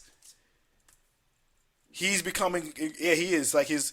The last time I heard him spit fire, which I was surprised, was on that Tyler record, Smuckers. Yeah. I was like, I haven't heard a Lil Wayne rap like this since the Carter 3. And that's a long time ago now. Look, I think there comes a time when, you know, hate to be Mr. Miyagi Daniel's son, but the students surpass the master. And I just think his time's done. Like this might sound sacrilegious to a lot of people, but it reminds me a lot of when there was a time in the early 2000s when after Jay dropped the Blueprint, and I was like, yeah, Jay's hot. And then Jay dropped Black Album, which I personally wasn't feeling. And then that was at the same time when Cameron and Jewels and Jim Jones come out with that 5-album streak, which in my not particularly valid opinion is still yet to be touched. I've got a Diplomats playlist that I listen to every week. I'm not going to lie to anyone. Like, do you know what I mean? Like, and then it comes a time when it's like, actually, do you know what? Maybe the guy, and don't get me wrong, Killer Cam was never Jay's student, but maybe the lesser guys, maybe the lieutenants have become the generals. And I feel the same way about even more overtly with Young Money, because especially from a UK guy's point of view, Lil Wayne has never been really popping in the UK. He's had some hot underground jams, but he ain't having #1 albums like Drake and Nicki Minaj are. They're having #1 records. Lil Wayne's never had that in the UK. Even during like our Millie times and Lollipop and them jams, he still was never really. It was kind of still like a bit niche to the UK market. Drake is far from niche, and Nicki Minaj. Like one thing I will say about Nicki, yeah, I rate the fact that she's gone through a difficult David Guetta stage and come out the other end of it, because there was a point where I almost wrote her off. It was all pop dance music, and it was just like, yeah. But I was like, I can't listen to it, but it's popular. I ain't got time for David Guetta. I've heard horrible stories about that person, almost to a point where I question his artistry. So, yeah, allow that guy. I've heard rumors of ghost producers and things about how he goes on, does DJ sets, and then loses his memory stick with his preloaded mixes on, and then refuses to do a mix, like, because he can't DJ. He's got his stuff all pre-mixed, which coming from the UK, going all the way back to grime, which is a DJ culture, bruv, you should be able to DJ. Like, you should be able to blend your records. Yeah. Like, I don't like put it into a UK hip hop thing. I don't hear like one of the top blend guys in the US, like I don't know, like is Mr. C still putting blends out? I don't see him going, you know what, I ain't mixing because I ain't got my preloaded mix there. Like, yeah, some of those guys, it's just like over here. I think some of those guys just recently started moving over to like laptops and laptop, like Serato, like, because they had to. Like, these are still the guys that were bringing a bunch of crates and would bless you with the vinyl. Like, well, even with Serato, do they? Technics don't make that. Yeah, they get anymore. Yeah, those fucking turntables cost an arm and a leg.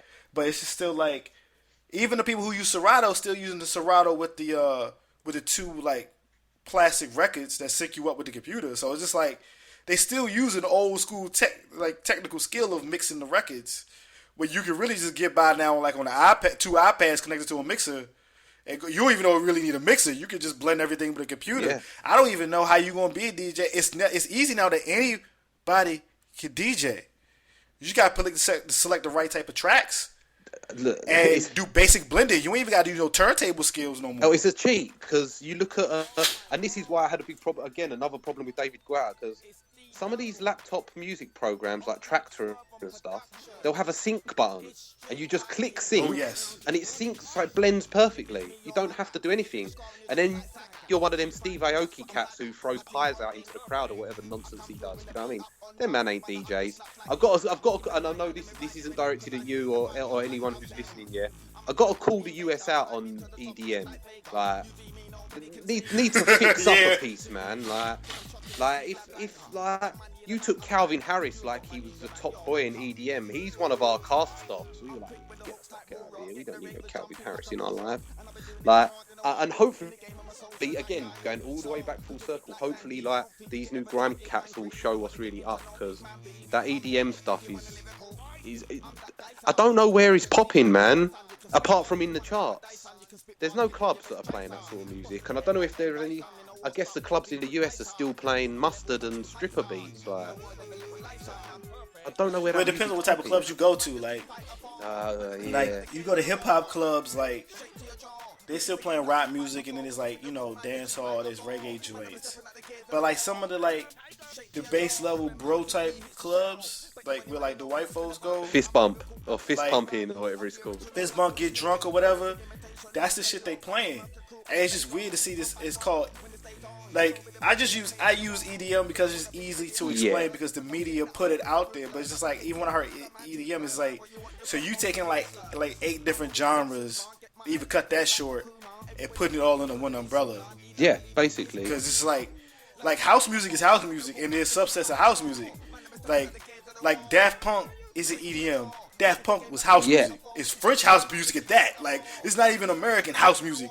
It's specifically French house music. Listen, house music. Because house music came from Chicago. It has about 20 of its own. Yeah, we've spoken about this before, man. You lot invented house music. We made house music great. Yeah. Like, it's clear. Like, it's like when I looked into house music, it's like, okay, it came out around the same type of way that like hip hop came out. In terms like an offset from disco and the destruction of disco, which is kind of like, when you really look at it, kind of racist. But then like people in like these cities, like Chicago, and like Baltimore and like New York was making this specific music, it blew up. And like, it didn't even blow up. It caught on, and the Europeans took it and they went back home and took it to this whole fucking next level.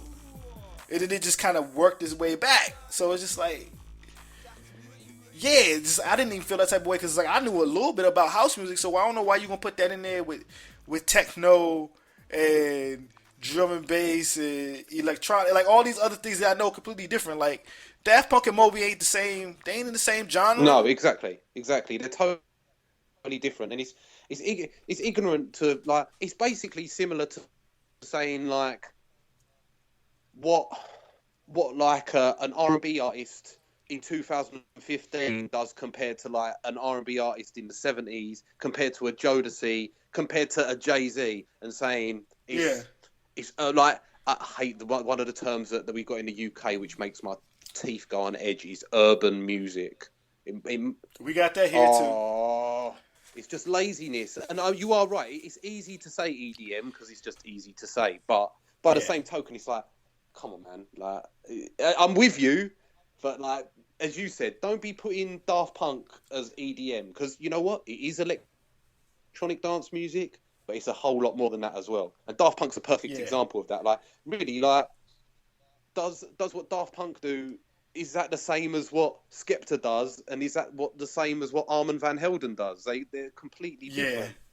Which it's just fascinating to me. Which, again, going back to UK, where grime was born was out of a genre of music called garage, which was an offshoot of music, which is fascinating in and of itself. Like, it went house begat garage music, and then people started MCing over garage music, and we've got a massive pirate radio. Not anymore, because digital radio killed pirate radio, but we had a massive pirate radio culture in this country where you couldn't run up and down the FM dial without hitting 50 sometimes pirate radio stations, where people would just go to the top of tower blocks in like council estates, what UK guys call council estates, I guess, like the projects, and they'd set up their own radio rigs and just play garage. And what originally, that's where grime MCs come from, was okay, so you're playing your garage music, well, you need someone on the mic to like, you'd be getting phone calls through on the mobile phones, like, yeah, shout out to Julian out in the East Coast right now doing his thing, rare, like, and then they started doing like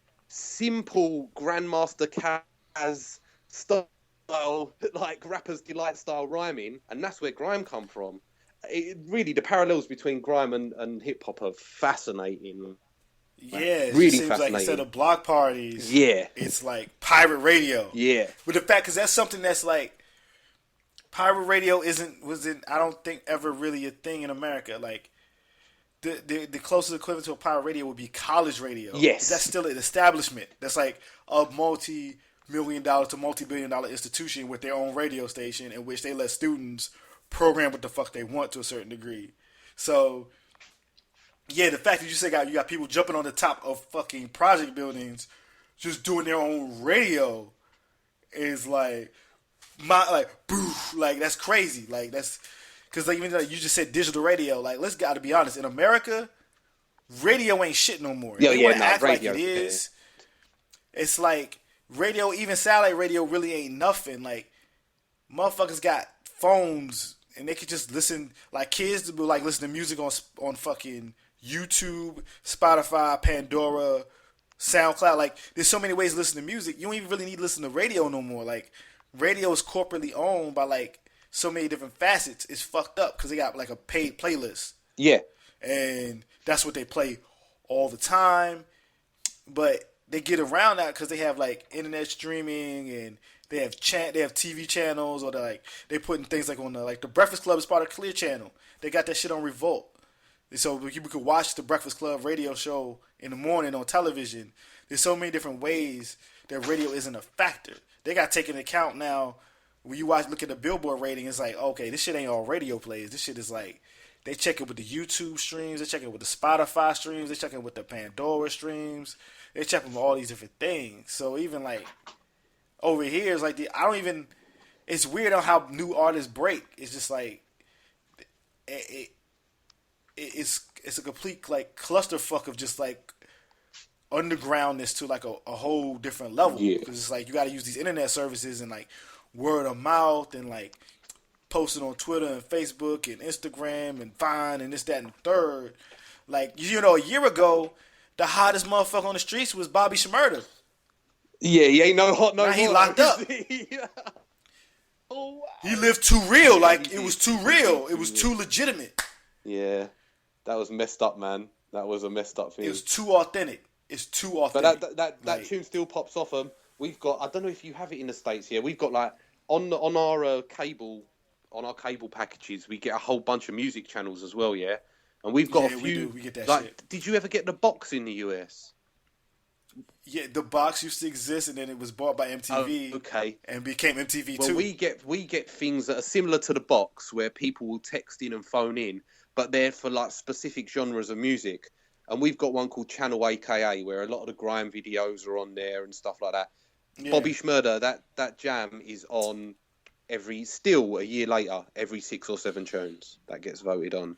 Cause it's still bang. It's too fucked out though. You hear that shit, it's just too good. Like, he called her body about a week ago, and you just like it's just like that shit is too real. Like, I've never heard like a rap song grow like that. Because it grew from, like, all the messages I just talk about. Like, you hear it, then you see the Vine, then you go to the YouTube video, then you go to, like, the video, then you hear the song on the radio, then you hear it bland out the car, then you at the party, and they come on, everybody start losing their shit. And my girl, physically, yeah, like, I'll watch AKA, because it's really the only music channel. That still, some of the stuff's garbage on there, but they'll play a sketch video, or they'll play the new Rich Gang record, like, and I got love for Young Thug, and like, you ain't hearing that on MTV on a regular, like, so I'll sit there with my girl when we're just chatting, we'll have it on in the background. She's like, yeah, Bobby Shmurda physically scares me. Like, he's a scary guy, man, and he's only what, like 18, 19? He's 19. He was 19. He was a kid. I see him and just like he's like somebody that's like my little like.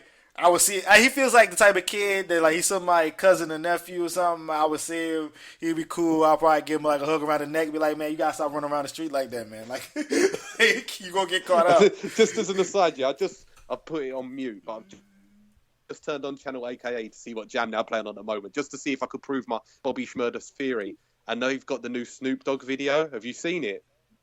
Oh, with Bush or the new yeah, one, the Peaches and Cream. Have you seen the video? Oh. Yes, man, that shit. Like, I like how Snoop is making like grown folks music. Like that's just like. Yeah, that's summertime music right there. There's no rapping. It is rapping, but it's just like I love the special effects in this video. It reminds me of the Busta Rhymes and Janet Jackson video, some 2002 special effects. It's all the crazy colors, and you got Charlie Wilson coming in singing.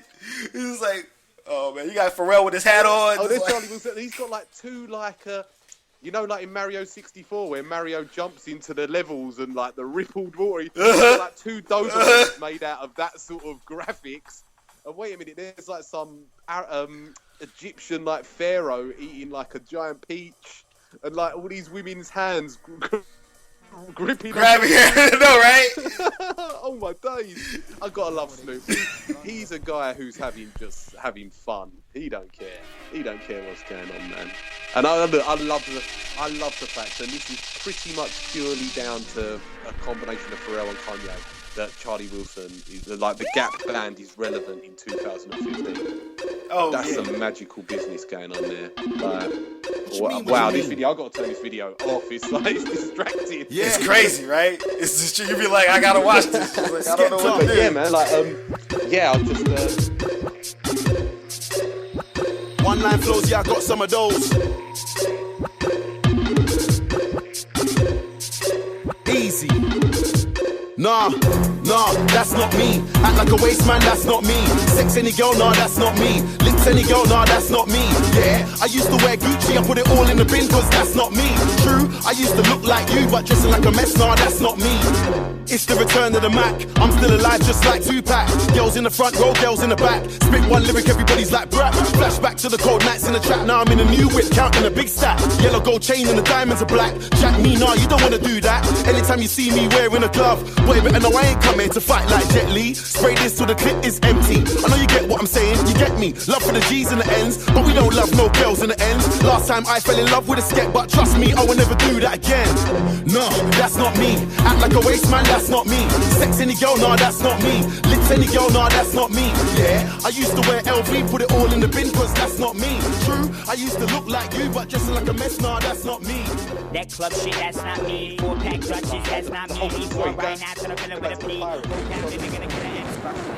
Pirate radio, like, we have like pirate radio station, like, I don't know, whatever. They were all called all mad names like Mission FM, Freak FM, Heat FM, all these crazy names. So you'd be like, okay, Mission FM's 90.6 on the FM dial. And you'd be jamming to it for months and months on end. And then one day, Mission FM ain't on 90.6 no more. Police had come and raided that council estate and took the rig down. And then like 3 months later, honestly, then 3 months later, you'd be like scanning through your FM dial. And you'd be like, wait a minute, Mission FM's back, but now it's on 95.7 or something like that. You know? They've gone to the next council estate and put the rig up. It was fascinating, man. And that's where like Dizzy Rascal and Wiley came from, Rinse FM, which again, this ties into what you were just saying before. Rinse FM now is fully legitimised, yeah, as a digital radio station. But actually, no one really listens to it live on digital radio. They listen to Rinse's SoundCloud. Rinse put all their shows on SoundCloud available for download the day after they're on live, and they're there forever. That's genius. Like, and that's genius. Yeah, it's wicked, man. Like some of the best grime sets of the last couple of years. Like I think I may have sent you the Novelist, P Money, Jammer, D Double, all them guys. That's like a year old, and that's still on SoundCloud for people to hop on if they want. And that's the magic of music, which I'm kind of choked up that like growing up around pirate radio, there's classic sets that just don't exist because they were on radio and then they were gone. And unless you had your tape and your pressing play and record at the same time, and even if you had a tape nowadays, what are you going to play a tape on in 2015? That's some deadness. Yeah, you got to find a way to get them digitized. Cause I know there's a lot of old hip hop radio that the only reason we know they exist, the only reason we know about them is because people who still have the tapes. And especially a lot of old producers still have tapes and they have like the rigs hooked up. Yeah. To like all the digital shit, and they're able to like play it through and make a digital version. And like sometimes you see stuff just pop up on on like YouTube. Like there's a lot of like classic like freestyles on YouTube. I guess because people just found a way to take the tape, put it on, make it like an MP3, and they can just throw it up. Because there's like a lot of classic like Stretch Armstrong and Bobbito, and like this stuff that you would lose, or like old Mr. Magic's, and like luckily people had the tapes. They're still alive and they're able to like find ways to digitize it. Hopefully that'll happen in over there in the UK, that people still have tapes somewhere and they'll just start digitizing like all the old shit. So that's this recording. There's one, I forgot what it's called, but I've downloaded loads of stuff from it. I'll send you a link to it. But the problem is they've digitized the tape they've recorded, and remember, this is pirate radio. So if you're more than 3 or 4 miles away from the council estate, you're hearing it, but it's all like. So, and that's that. Like you can't take fuzz out of a record, man. Yeah. Which, as an aside, tapes, man, it bamboo. Like I've got much love for Raekwon, but how are you releasing the purple tape and expecting? I know it's more of a memento sort of thing, but how are you releasing the purple tape on tape and expecting anyone to play in 2000 and whenever it come out, 2013? It's that comic book shit I was telling you about. Exactly, man. That's it. Exactly. And tying into that, did you hear that they some company have re-released Lord Willing as 7-inch vinyls? I almost bought that shit. Yeah, limited to like just 100 or 1,000 copies or something mad like that. And I was like, I don't even got a record player. But I'm just like, yo, just to have vinyl of grinding. Exactly. Just so I can hear like the pop of the needle when it's in that boom, boom, boom, boom, boom, boom, boom, boom, boom, boom, like, ugh. Like 2002 wasn't that long ago, but it was like it was forever ago at the same time. In pop culture, it was forever ago. It wasn't a long time ago where I remember that grinding beat of Tim Westwood, who was at the time the only rap DJ on commercial radio. Whenever he had someone come over and freestyle, it was over grinding. For about 6 months to a year, everyone had a verse over grinding in some shape or form. Because it's just so easy to spit over. It's simple, but it's perfect. It's like if you can't spit over grinding, maybe you shouldn't be a rapper. But it's also like it's probably easily one of the best rap beats ever created. Yeah, I'm with you on that. Period. And again, this goes back all the way to what we were talking before about how time proves what a classic is. When it come out, it was like, yeah, that's an instant classic beat. But with the passage of time, it's become even more classic. Like nothing comes close to that for me, really. Very few beats. And I think that's still there's 2 Neptunes beats for me that will always be my Neptunes jams. And that's one of them. That's the obvious one. And the more weird, esoteric one is Usher's You Don't Have to Call remix. Oh my God. Whenever I hear that, it's just like, oh. And Usher's never sounded better. And nor's Luda for that matter. Which, again, close third place. Southern Hospitality, which is kind of just grinding with a slightly different run to it. Yeah. Oh, the Neptunes, man. Yeah. It's sad that Pharrell just walks around with a Big Bear hat on and charging people for overpriced Adidas trainers and stuff nowadays. Hey, man, here's my thing. It's just like it's so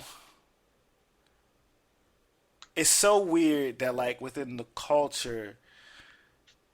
In pop culture, worldwide culture, it's like black artists and popular culture has so much influence on everything, and my mind changed back when like Nike had the Yeezys out, and then he was voicing his frustration like, "Yo, they won't let me really get in on this, and they won't give me royalties, and they won't let me make any decisions on how the shoes come out." And I remember seeing his shoes selling for like 5 figures on eBay. And it was the only shoe that I saw sell out faster than a Jordan re-release or Jordan period. And Nike was on some shit, was like, you're not an athlete. That only goes to athletes. And I'm just like, yo, like, let's be honest. You're hot. You're as big as you are, not because of the athletics and the athletes, yes. But you're hot because black athletes became cultural icons. Like Jordan is the best player, but he was a cultural icon. Like Bo Jackson became a cultural icon. Yeah. Like you fucked around with these basketball players as they was kids and they grew up and they became stars because culturally they was also tied into hip hop because that's the shit they fucked with. And then the rappers help promote you by wearing these shoes. So the fact you got a rapper that big selling more than your athletes, it's like you're not respected who helped bring you to the point you are. And it's like, are the Adidas shoes by Pharrell a little bit cheap for regular? I feel just regular Adi color joints. But I gotta say this: Adidas been rocking with hip hop since Run DMC, Yeah. so it's just like they've been holding it down forever. So it's just like a lot of this shit is expensive, but at least we getting some type of equity in it. Like I have a feeling that Pharrell has a decent enough deal with Adidas to get some bread out of it. Like to me, when I see his shoes, I know that he has input on it because he has his own clothing line, and I see those clothes, and you could tell that's Pharrell shit. Just like you could tell. So it's just like, am I going to buy some Pharrell Adidas? Nah, because I just don't like colorful ass Adidas. But like, I kind of fucks with it. Like I don't have a problem because there's some shoes that be super expensive by like athletes. I don't even know who the fuck they are. Like why is this shit so expensive? Like he ain't got no championships yet. He ain't got no rings or no trophies. I ain't lying. I'm just being salty. Like he's got some new crepes coming out. Like they look like your grandmother's rug. But in my opinion, there's no better pattern on a pair of trainers than saying that looks like your grandmother's rug. So I was like, oh yeah, them joints. That do sound kind of fresh. Exactly. I was like, them joints are my jam. Like they're Stan Smith, £250. They ain't my jam no more. I ain't paying £250 for no trainers. Are you mad? So yeah, I'm just being salty to Pharrell. Like every time you say like a price in pounds, my brain goes crazy because I'm like doing the math. I'm just about like $400. Oh my god! I'm like, yeah. Oh my god! Yeah, I'm not paying that for trainers, and these are fresh out the box. This ain't no eBay reselling. Like, admittedly, the multicolored jams were a bit cheaper. Like, but do you know? I'm with you. Like, they were nice. They look good on girls. They ain't looking good on a 31-year-old man. That's not how I'm living. So. But yeah, I'm just salty, and you talking about that with hindsight, and I know Nike would never admit this, but they dropped the ball with Yeezus because look how hyped them Adidas Yeezy Boosts were in the UK. The Adidas flagship store, people were queuing up over a week in advance for them. Yeah. That's like Apple. Yeah, type and of you know the best thing about it, I'll try and find the link so you can put it up on your site or something. There's a wicked like a YouTube video that someone's filmed on their phone. 3 or 4 days into queuing, the manager of the store comes out and he's like, "Yeah, listen, don't matter how long you queue, these trainers are raffle only." And all these guys that have been there for like 3 days start losing themselves because they've been camping out for 3 nights. It's like, yeah.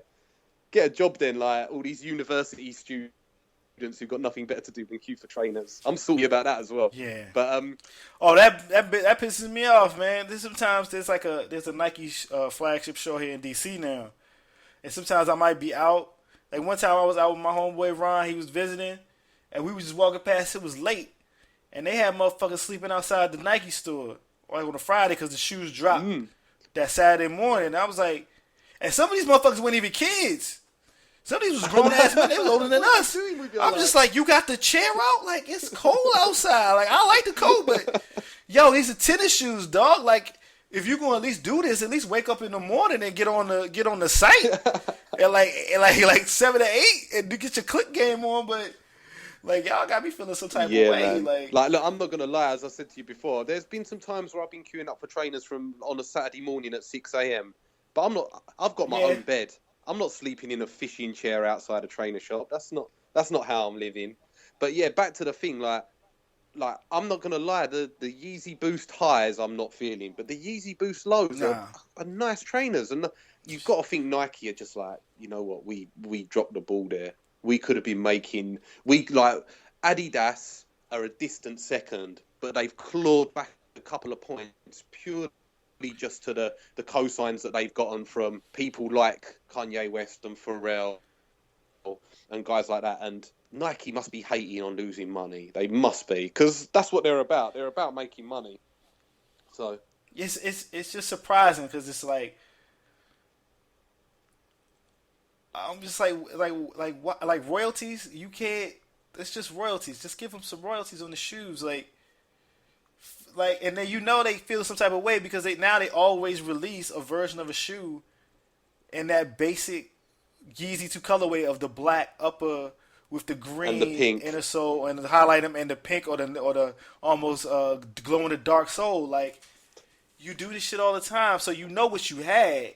You know it was the hottest shit out. Like, not only that, Julian, Red October is now a colorway. That's now an official colorway, all because of the Yeezy 2. That shit pisses me off. Yeah, that pisses me off. I ain't about red trainers. Chris Brown wears red trainers, and that's a deal breaker for me. I've said it. I was gonna buy a pair of Red Octobers. I was gonna wear them shit specifically to comic conventions, just to stunt on every other motherfucking comic pro in the game to let you know, yeah. Because you be in New York Comic Con, there be some people like the geeks would probably be like, I don't care about these shoes, but there'd be like some people out there in the street, they would see that shit, be like, oh, this dude clearly is doing something. He got Red Octobers on, like there's Blase Blah over here drawing whatever Marvel comic, there's Blase Blah drawing fucking Teen Titans, but that dude got Red Octobers on. He know what the fuck is going on in the world, and I'm just like Nike know what you got, like. The red, nobody gives a fuck about an all red tennis shoe until Jeezy was like, "Yo, the Red October's coming out." And then they had the little image, and when like Kim Kardashian Instagram the image of what they look like, motherfucker was like, "Oh shit, son, them shits look hot." Yeah, it's like, real, and that's all kind of him, and all Nike had to do was just go, "Okay, Kanye, we'll let you have a bit more design input." That's all they had to do, but they were too amped, and that reminds me actually when I was listing off trainer companies earlier, I forgot a British classic, Reebok are the ones. If only for the Cameron lyric, she can be a Reeboker as long as she freak proper. That's still my jam. Like, as soon as I hear that, I think I'll Killer Cam with his Reebok references. Yeah, like Reebok is sitting on like if they really embraced like their female fan base and female customer base, they could come up because, like, over here in the States, and a friend of mine that I know, Cheryl Lynn, she was just like, women knows, like, they wear Reeboks. It's like, that's some shit known in the hood forever. Like, women, like, dope chicks rock Reeboks. My girl rocks Reeboks. Especially the princesses. Chick, so. Yeah, like, the princesses, and over here, one of their nicknames is the price that they cost back in like the 80s. It was like $54.11, so they just call them 54.11. Okay. That's what we used to call Air Maxes. We used to call them 110s because they cost $110. Because it was $110? Yeah. Well, £110, bruv. £10. Yeah, £110. Yeah, but yeah, like my girl rock, and you know the Reeboks I'm talking about as well because it's the ones that all the girls wear, the high tops with the 2 Velcro straps. Done. Yeah, them is the joints. Them is classic. It's just like, oh, that's a down chick right there. She got the Reeboks on. Like Reebok is fucking up on that. Like they could just, yeah, man. Yeah, exactly. Don't know what to say. Just they dropped the ball. And you know who? Putting it all back at like. I love putting things into nice bows. You know who the creative director of Reebok is nowadays, isn't it? Swiss I don't know Beats. Who is it? But he's been there for a time, for a while, you know? Yeah. He masterminded, like, the relaunch of the Pump and stuff, which, that's not really my jam, but, still, Swiss Beats for me is still Strictly Business with Ron Isley and Rough Riders Anthem and them ones there, but, yeah. Like, big up Swiss Beats as well, I guess. Yeah, some of the pumps is dope. Some of the old pumps is dope. Like, I got a pair of old pumps that I've never even bought. Like, I bought them when they came back out. I never even worn them. They just sitting in the box looking crispy. Yeah, you know what else as well? John Cena fell off the moment he stopped pumping up his trainers before he went to the top rope. He fell off that day. Yeah, yo. I saw he stopped doing that. Like, yeah, that to me, that kept him street. Yeah. Like, he's like, yo, he got to pump his shoes up before he really whooped this dude's ass. It's just like some D Brown shit for the dunk contest. It's like, hold up. Let me just pump my shoes real quick. I don't see that ever happening him, no, like it's about to tear off, and it's like, yeah, hold up, let me just pump up my shoes real quick before we get it on. Props to John Cena as well, much love. John Cena was my dude. Like I know he's like Superman right now, where he can't be beat and people hate him for no reason, and his storylines is kind of boring from what I hear. But it was a period like he was like the only like pro wrestler that didn't come off as like completely cheesy. Yeah, he fell off when he stopped doing that as well. I wish he'd come back with the freestyler. Well, freestyling, I say freestyling as if he makes them up on the spot. Yeah. But like, I wish he'd come down to the ring still with the bars, even if they were a bit corny. He's, as you said, he made it convincing in his own way. Like he messed up there. Like, but look, people love him, and I know like you speak to anyone under the age of 10, and he's like their idol. Like, so I can't hate on the dude. Like I can't be mad on John Cena. Like I don't hate him. My issues I have is with the writing of wrestling. It's just got me out of it. It's just like y'all writing this week, so it's like I can't even watch y'all no more. Like I used to be. There's a period when that shit was bananas, and I was watching every show every week, and now I was just like, yo, y'all need new people on your team. Y'all are slack. You know what? Your problem's the same as my problem though. Is that we watched it at a time when it's never been better than that. I'm assuming you're talking about late 90s, early 2000s, very early 2000s. Yeah, it's never been better than that. That was when everyone was watching it, and like all kinds of craziness was going down. When you had like Sable and Stone Cold and The Rock. Look, the Rock is, as years go on, it's very easy to see that The Rock is a very special individual. Like, who would have thought in the early 2000s he would be probably, along with like Statham and a couple of others, one of the most bankable action stars in Hollywood. That's bananas. Yeah. Have you seen this new flick that like he's carrying on his shoulders? You mean the one where it's The Rock versus the Earthquake? Only the Rock can fight an earthquake, though. Like, you know what you saying that? My girl was like, we were watching the trailer at Mad Max, and she looked round to me and she was like, "That movie looks terrible, but I kind of believe that The Rock could save the world from an earthquake." And it's like, yeah, you could. Like he's reached like Schwarzenegger status. Yeah, he like, has. He's the new Schwarzenegger of this day and age, without a shadow of a doubt. And I love him for it. I love The Rock. I've got nothing but love him. I'll watch any movie he's in. Don't get me wrong. I won't go to the cinema and pay to see every movie he's in, because some of them are straight garbage. But I will wait for Netflix and I'll give them a go. Or whatever, when they're on cable or something. I will watch them jams, because I've got love for The Rock. I've got mad love for The Rock. Oh, that's what I was going to ask you, actually. I assume you've got Netflix, yeah? Yeah, everyone in the world seems to have Netflix now. I do apologise. Remember, the UK's about 5 years behind on the Netflix bandwagon. I know you have a Marvel embargo, but how are you with Daredevil? I ain't watching. Are you serious on the embargo then, yeah?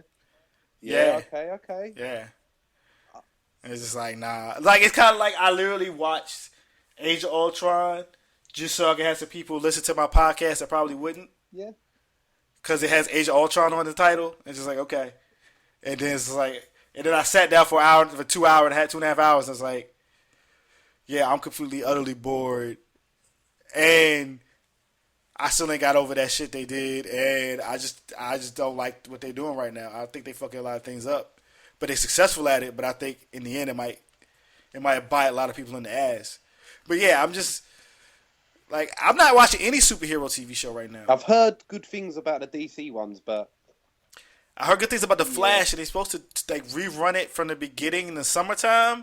So I might TiVo it. Because it sounds like The Flash show sounds like the Flash comic book from like back in the day. So it's just like, oh, he just runs really fast, he fights some crazy criminals, and it's like, he smiles, and it does everything what I expect from a Flash show, from the way people talk about it. So I'm like, I'm gonna give it a shot.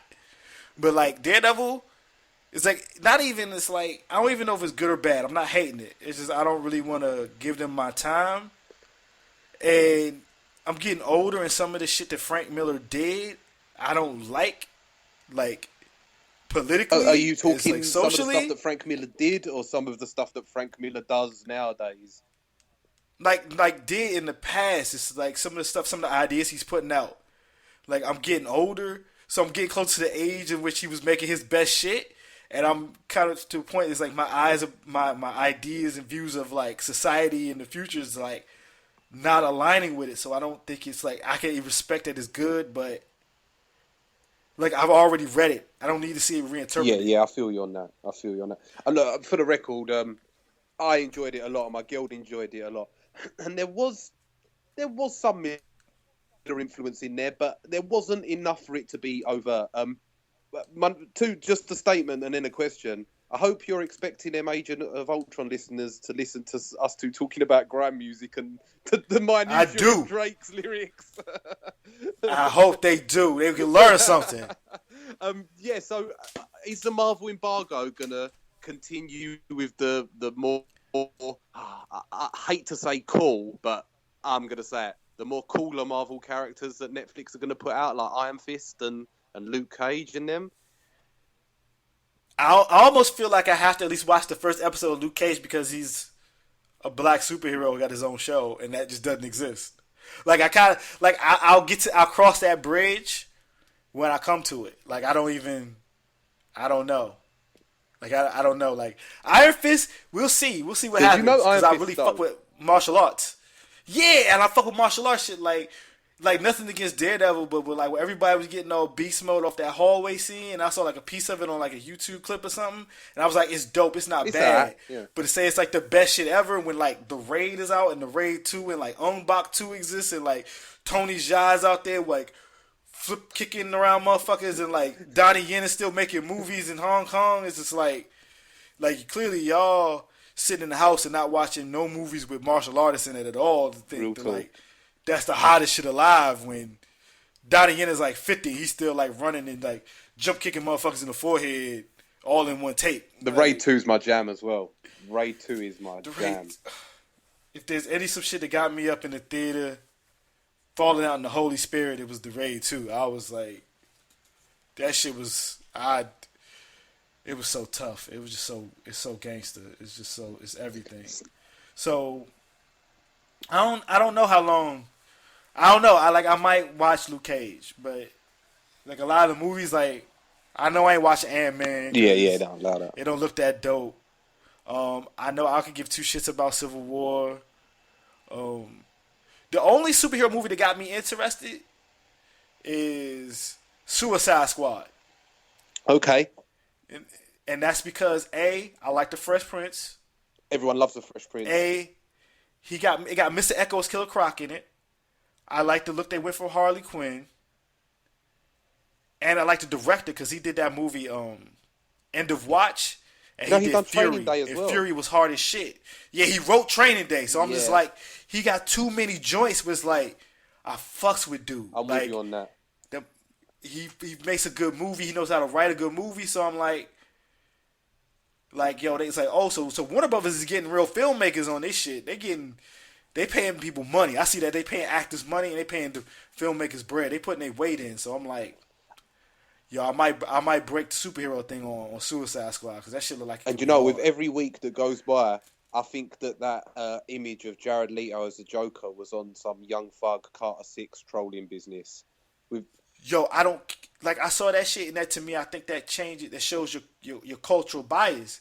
I see Joker with grills on. I'm like, oh, okay. I see Joker getting out of a purple Lamborghini, stunting on everybody. He's a supervillain with the purple suit on, with the open shirt. I'm like, I fucks with this Joker already. See, look, I love the grill. Like everyone was hating the grills. I love the grills. I had a bit of a problem with the brain damaged tattoo. It was a bit too on the nose for me. That's a bit crazy. That was a bit weird. I didn't even pay attention to the tattoos. Like, all right, Joker with tattoos. People acting like they ain't seen that shit before. Like Jim Lee drew Joker with tattoos. In All-Star Batman. All-Star Batman and Robin. I'm like y'all acting like this is brand new. You acting like they're not pulling from the comics. There's a comic that sold a lot of units that they're pulling from, and I'm just like, Joker changes all the time. Yeah, so I'm not having that forehead tattoo though, man. But as I said, I think that image was just them trolling, early trolling. Yeah, I don't think it's going to be like that completely. And yeah, I don't think so. I love Jared Leto. I think he's a quality actor, and I think they've made a very conscious decision for him not to be Heath Ledger. There's a very, okay, Heath Ledger done his thing, and everyone loved the Heath Ledger one, yeah. So let's not do Heath Ledger. Like, I think it's going to be good. I think it's going to be a good film. It'll be interesting to see, and I'm fascinated by the fact that they've really gone like Marvel Avengers sort of. Okay, let's not get a bunch of nobodies. Let's get some actors who would lead in films on their own right. They got RoboCop as Rick Flag. That's what I'm talking about. Like the new and RoboCop, of course, not Peter Weller. It was crazy because it was supposed to be Tom Hardy. Yeah. Because he couldn't do it because he had to promote Mad Max. So even just think about that. It's just like, what if it was still Tom Hardy? What if they could have just, like, it's funny because they made both movies, so they noticed, like, yeah, he kind of do got to promote Mad Max, so we can't pull him off of that because we need that movie to make money. We spent $200 million on it. But it's just like all the act, like Margot Robbie is blowing up. You got the Fresh Prince, who's, like, quite honestly, still the most bankable dude globally as a single lead actor.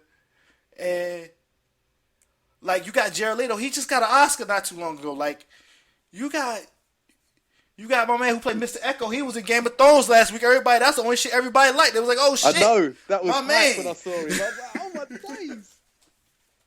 I was so excited. I was like, oh man.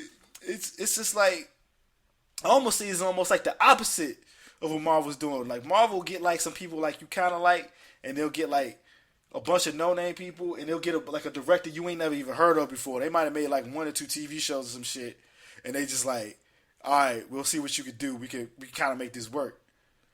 Like, when I first, like, they announced David Ayer getting Suicide Squad when he has goddamn Oscar nomination or some shit. Like, Fury was up for some awards. Like, yeah, we pulling out the award caliber cast. The cast you see in tuxedos at the beginning of the year when it's award season. We got them making superhero movies. I'm like, well, shit. Like, they got a woman screenwriter and a woman director on Wonder Woman. Like, they both made joints. I'm like, all right, okay. Let's see what Warner Brothers is going to do. You know, all the geeks like to hate on Warner Brothers. Like, they don't know how to make good movies. Like, fuck that. I just saw Mad Max. I disagree with that. They make good films. I saw Entourage early. Entourage shit is good dope. Film. Like, if you watch the show, you're going to love it. Because it's just... After he jumps into the river on some South Park Kanye West shit as Aquaman. So what's that, season 4? Dude. Oh, shoot, what's this? Yeah, it was like season 3 or 4. It was like the Mandy Moore season. Yeah, because bear in mind, it was never on UK telly at any prime time slot. It was on at like 1 o'clock in the morning on some graveyard. But it was a good show. But to be honest, for me, that show's without Jeremy Piven is not the same TV show. Well, he's in the movie, so well, I'm with that. I'm down with that. And plus, my girl Rhonda's in it. Yes, and she's like, she's not even a cameo. She's not even a cameo. She's like a character as herself. But she's like, it's like a compressed season. Okay, I'll give that a go. Or like a small season. Because it's like 2.5 hours long. So it's not even short. But it's like, if they put like 5 episodes and they just ran them back to back, and it was like no breaks or credits, that's what the Entourage movie is like. I'll be interested to see how it does on an international scale, because I know it's big doings in the US, but it got buried over here on some horrible time slot. I'd even be surprised if they even release it in the UK, because I think the amount of money it would cost to promote, no one knows about Entourage over unless you're a real like American pop culture addict. It's not a known entity, man. But we'll see. Stranger things have happened, man. Stranger things have happened. But Johnny Drama and Turtle, great characters, and Jeremy Piven as Ari Gold he's an institution. Yeah. A true institution, and he's doing interviews as Ari Gold because they put out an Ari Gold book, Ari Gold's like powers of success or whatever, like rules of success or rules of power. So he's doing interviews on TV as Ari Gold, not as Jeremy Piven, and it's fucking hilarious. I tell you what, someone who leads I can imagine like there's a lot of people in Hollywood who lead pretty sad, lonely existences. Jeremy Piven, in my mind, is not one of those cats. He looks like one of them guys that is dancing on the tables in the clubs at 4 o'clock in the morning, 8 nights a week, not giving a fuck about anything. Like, He seems like the kind of guy that's had a good life. He, in my opinion, or the way I imagine him to be, is up there with Leonardo DiCaprio, of full-on living life to the fullest. Like, I see an article about Leonardo DiCaprio a couple of days ago, yeah? It was like celebrity squares of the amount of supermodels he's been with. Like, we're talking like 20 supermodels, and he don't give a fuck. He's just like... He don't care, dude. He's the... Like, I was like, you know what I'm saying? I said, like, yo, Leo the God. Like, you know, GAWD. Yeah. Like, he just go out.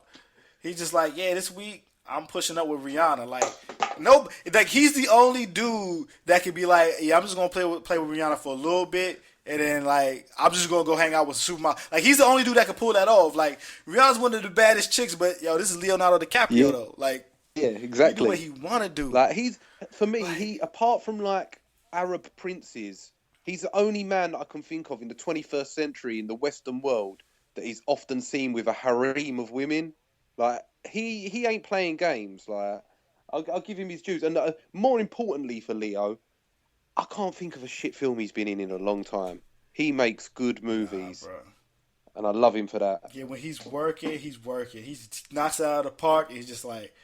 Then he's just like, I'm just going to go party, put on some weight on my belly, and just bang out and just go party with supermodels all day. Like, and you just hear stories about it. Just like, yo, you think you balling? You ain't balling. Yeah, you ain't putting it like DiCaprio. Like, he's living the Great Gatsby in the Wolf of Wall Street. Like he's just like, yeah, this is me. This is what I do. And I'm just like, damn, Leonardo DiCaprio. Props to him as well. Yeah, props. Like, he doesn't strike me as the sort of guy that, like, gets home after a long day's work and goes like, I'm so lonely.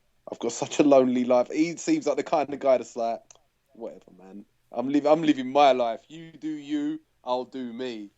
Like, he's on it. And what's the next film he's in? Because I haven't heard much from him in a while.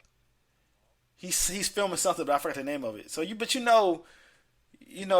like he's partying right now. So it's the time where it's gonna come out, and then he'll be slimmed down, he'll be clean shaven, he'll bust the tuxedos out, and everybody be like, "Oh, Leo's back. The performance was amazing."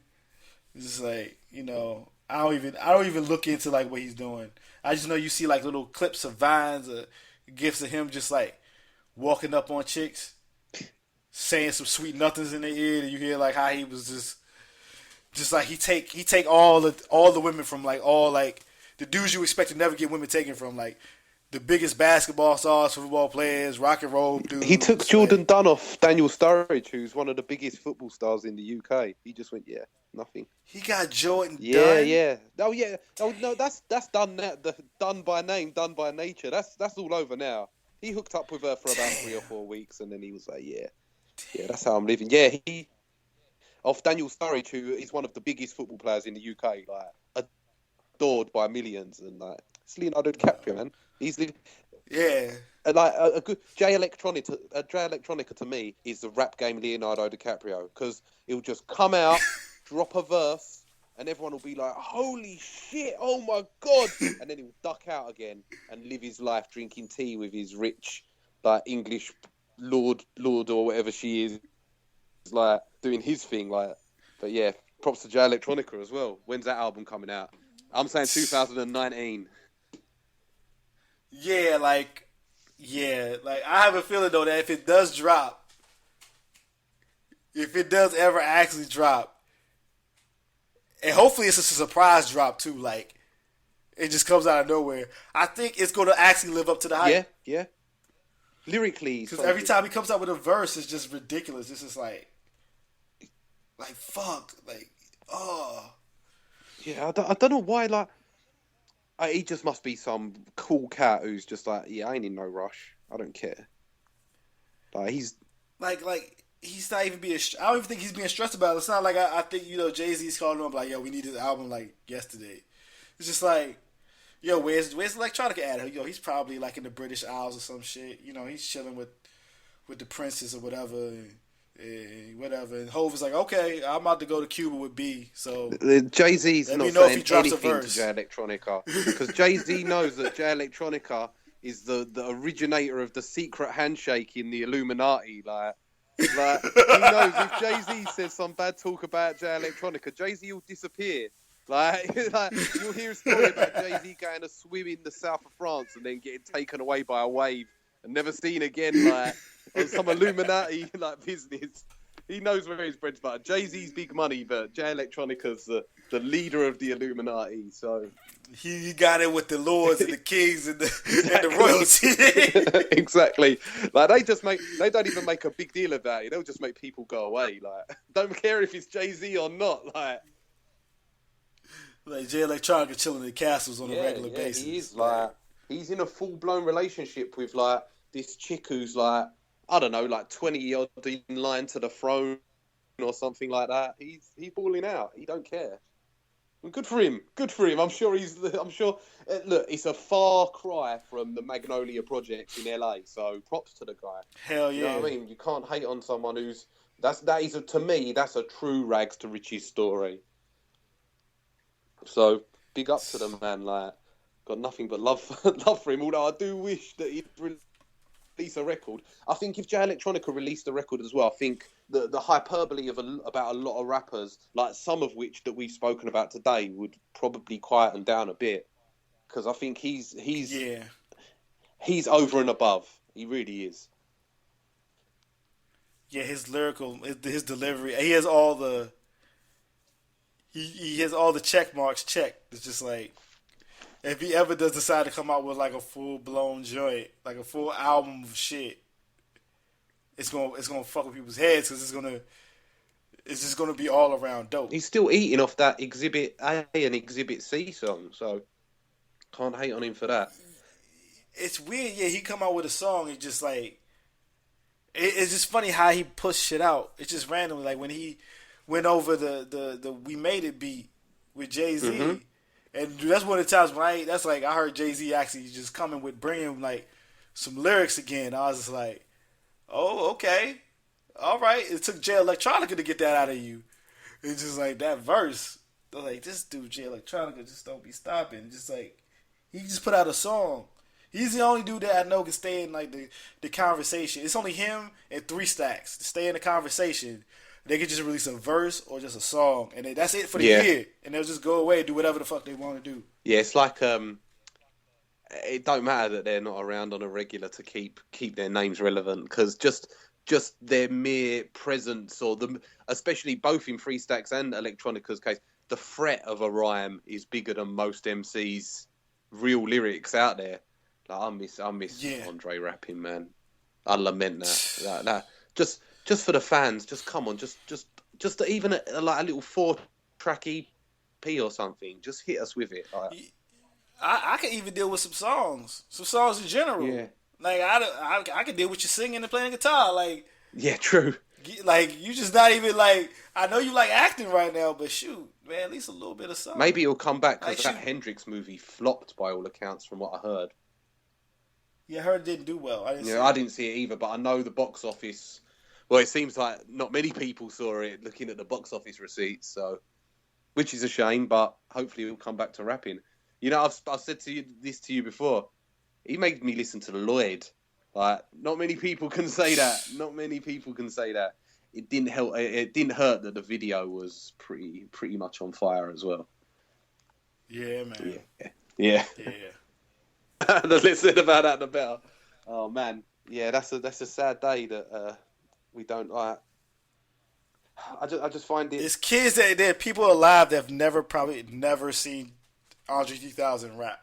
This is what I mean. There are people that exist on the earth, and it's easy for me to be snobbish about today's rap game because, and I think for yourself as well. Like, we lived in a golden age of it, so it's easy to be snobbish, but I kind of feel sorry for kids who have never known any better, and that's why I think and this is not to take anything away from Kendrick Lamar, yeah. Kendrick Lamar is an incredible MC, but I often think to myself, would Kendrick Lamar be as big as he is nowadays if he come out in a time when there was hundreds of MCs that were that good? Like, I don't know. Like, when, like, I might be wrong. I might, like, because it's hard to play like the theoretical what ifs, but there was a lot of MCs that, like, would Kendrick Lamar rise above in an era when, like, early 90s, when you had Biggie and Q-Tip and all of the Wu-Tang and the West Coast scene pop in and like the Tupac and stuff like that, would he be as big? I don't know. Probably not, but it's just, I guess since he's so young, it's the reason that he grew up with those influences, what makes him what he is today. That's very true. And it just seems like a lot of people now, they maybe grew up with it or they didn't. They just went another way. You could clearly see his influences from that era on what he makes, but he's still himself. Like, yeah, that's true. You know, it's very true, man. Yeah, we'll see what the future brings for him and all of Top Dog, because I rate all them guys. Like my girl today, like when she was cooking my birthday fry up for me, like she's a good girl doing that for me. I come upstairs and she was listening to her iPod and I was like, what are you listening to? And she was like, oh yeah, I'm listening to Oxymoron, like the Schoolboy Q album. It's my shit. Yeah, she's all over that. Like, I'm interested to see what he comes up with next, because he's a very different artist to what Kendrick is, but I find at times actually he's a bit more palatable, like as an MC, and like the way he flows over his tunes at times, a bit more easy to listen to. And that Oxymoron album, when I first listened to it all the way through, I was like, yeah, it's all right. Every time I've listened to it, I've enjoyed it a little bit more, to a point now where I adore it. I think it's a great album. And that Studio Jam still, that's my girl's jam, that Studio. Yeah. That's her jam. She listens to that on repeat all the time, which is kind of weird because actually it's kind of like a freaker leak kind of jam. Like my girl's a good girl and she's listening to jams like that. Hey, man. Sometimes the ladies like those records the most. Yeah, this is real talk. That is very true. It's very interesting to me. But man, I won't let you have the rest of your birthday. Listen, man. thank you so much. On 3.5 hours. Well, I've had a good time. I'm talking to you. I'm sure we should do this again soon. Like we don't do it enough, man. And maybe we should next time we talk. We should really talk a bit about grime like was planned. I like the tangents. Yeah, maybe fall time. Maybe we can man. Reach back around and whenever's good for you, just hit me up. And yeah, cool. Listen, by the fall, we can have a full breakdown of Jurassic World and Mission Impossible and all the other jams that are coming out. all the live shit. Yeah, because I know there's some more. There's another film that's coming out soon as well, but it escapes. Oh, the new Tom Hardy joint. He's have you ever heard of the Krays? They're like notorious London gangsters from the 60s. Yeah, they're twins, Ronnie and Reggie Kray. It's a true story. Like in the 60s, they were the big London Cockney geezer gangsters. He's playing both of the Kray twins, and they're both wildly different human beings. And he's, as Tom Hardy is known to do, he's like kind of going full Christian Bale mode on it, like super serious guy. Yeah. So we can talk about that as well, man. Well, word, I gotta see. Yeah, that. It sounds wicked, man. Yeah, cool. Well, listen, Julian, it was lovely to speak to you, and again.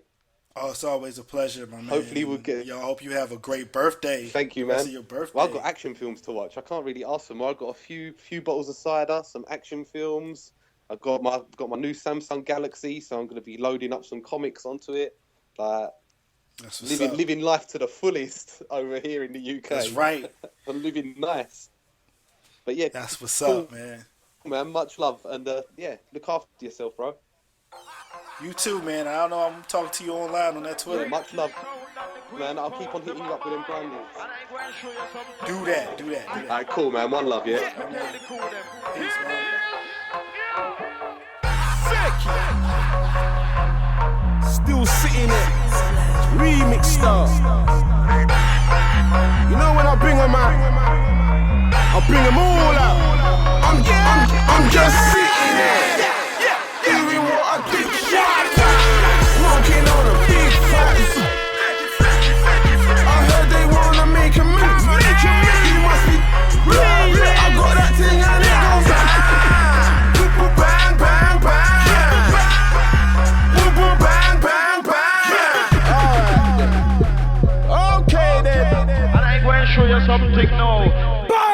Cause I'm sitting here, fam, where you sitting? There's no way that I can stop spitting. On my downfall, man, keep wishing, and I don't wanna make any man go missing. I'm still sitting here, doing what I do. Can't catch me on the high road slipping. Rude boy think I'm German whipping. Provoking the war, but when it gets deep, they don't really want beef. Man, when they stand up on street with his nine, when he gets slapped, he's calling police. They ain't making no noise. Oh, just sitting there not gonna take that. They ain't making no noise. When I buy up the thing, boy. They ain't making no noise. They ain't making no noise.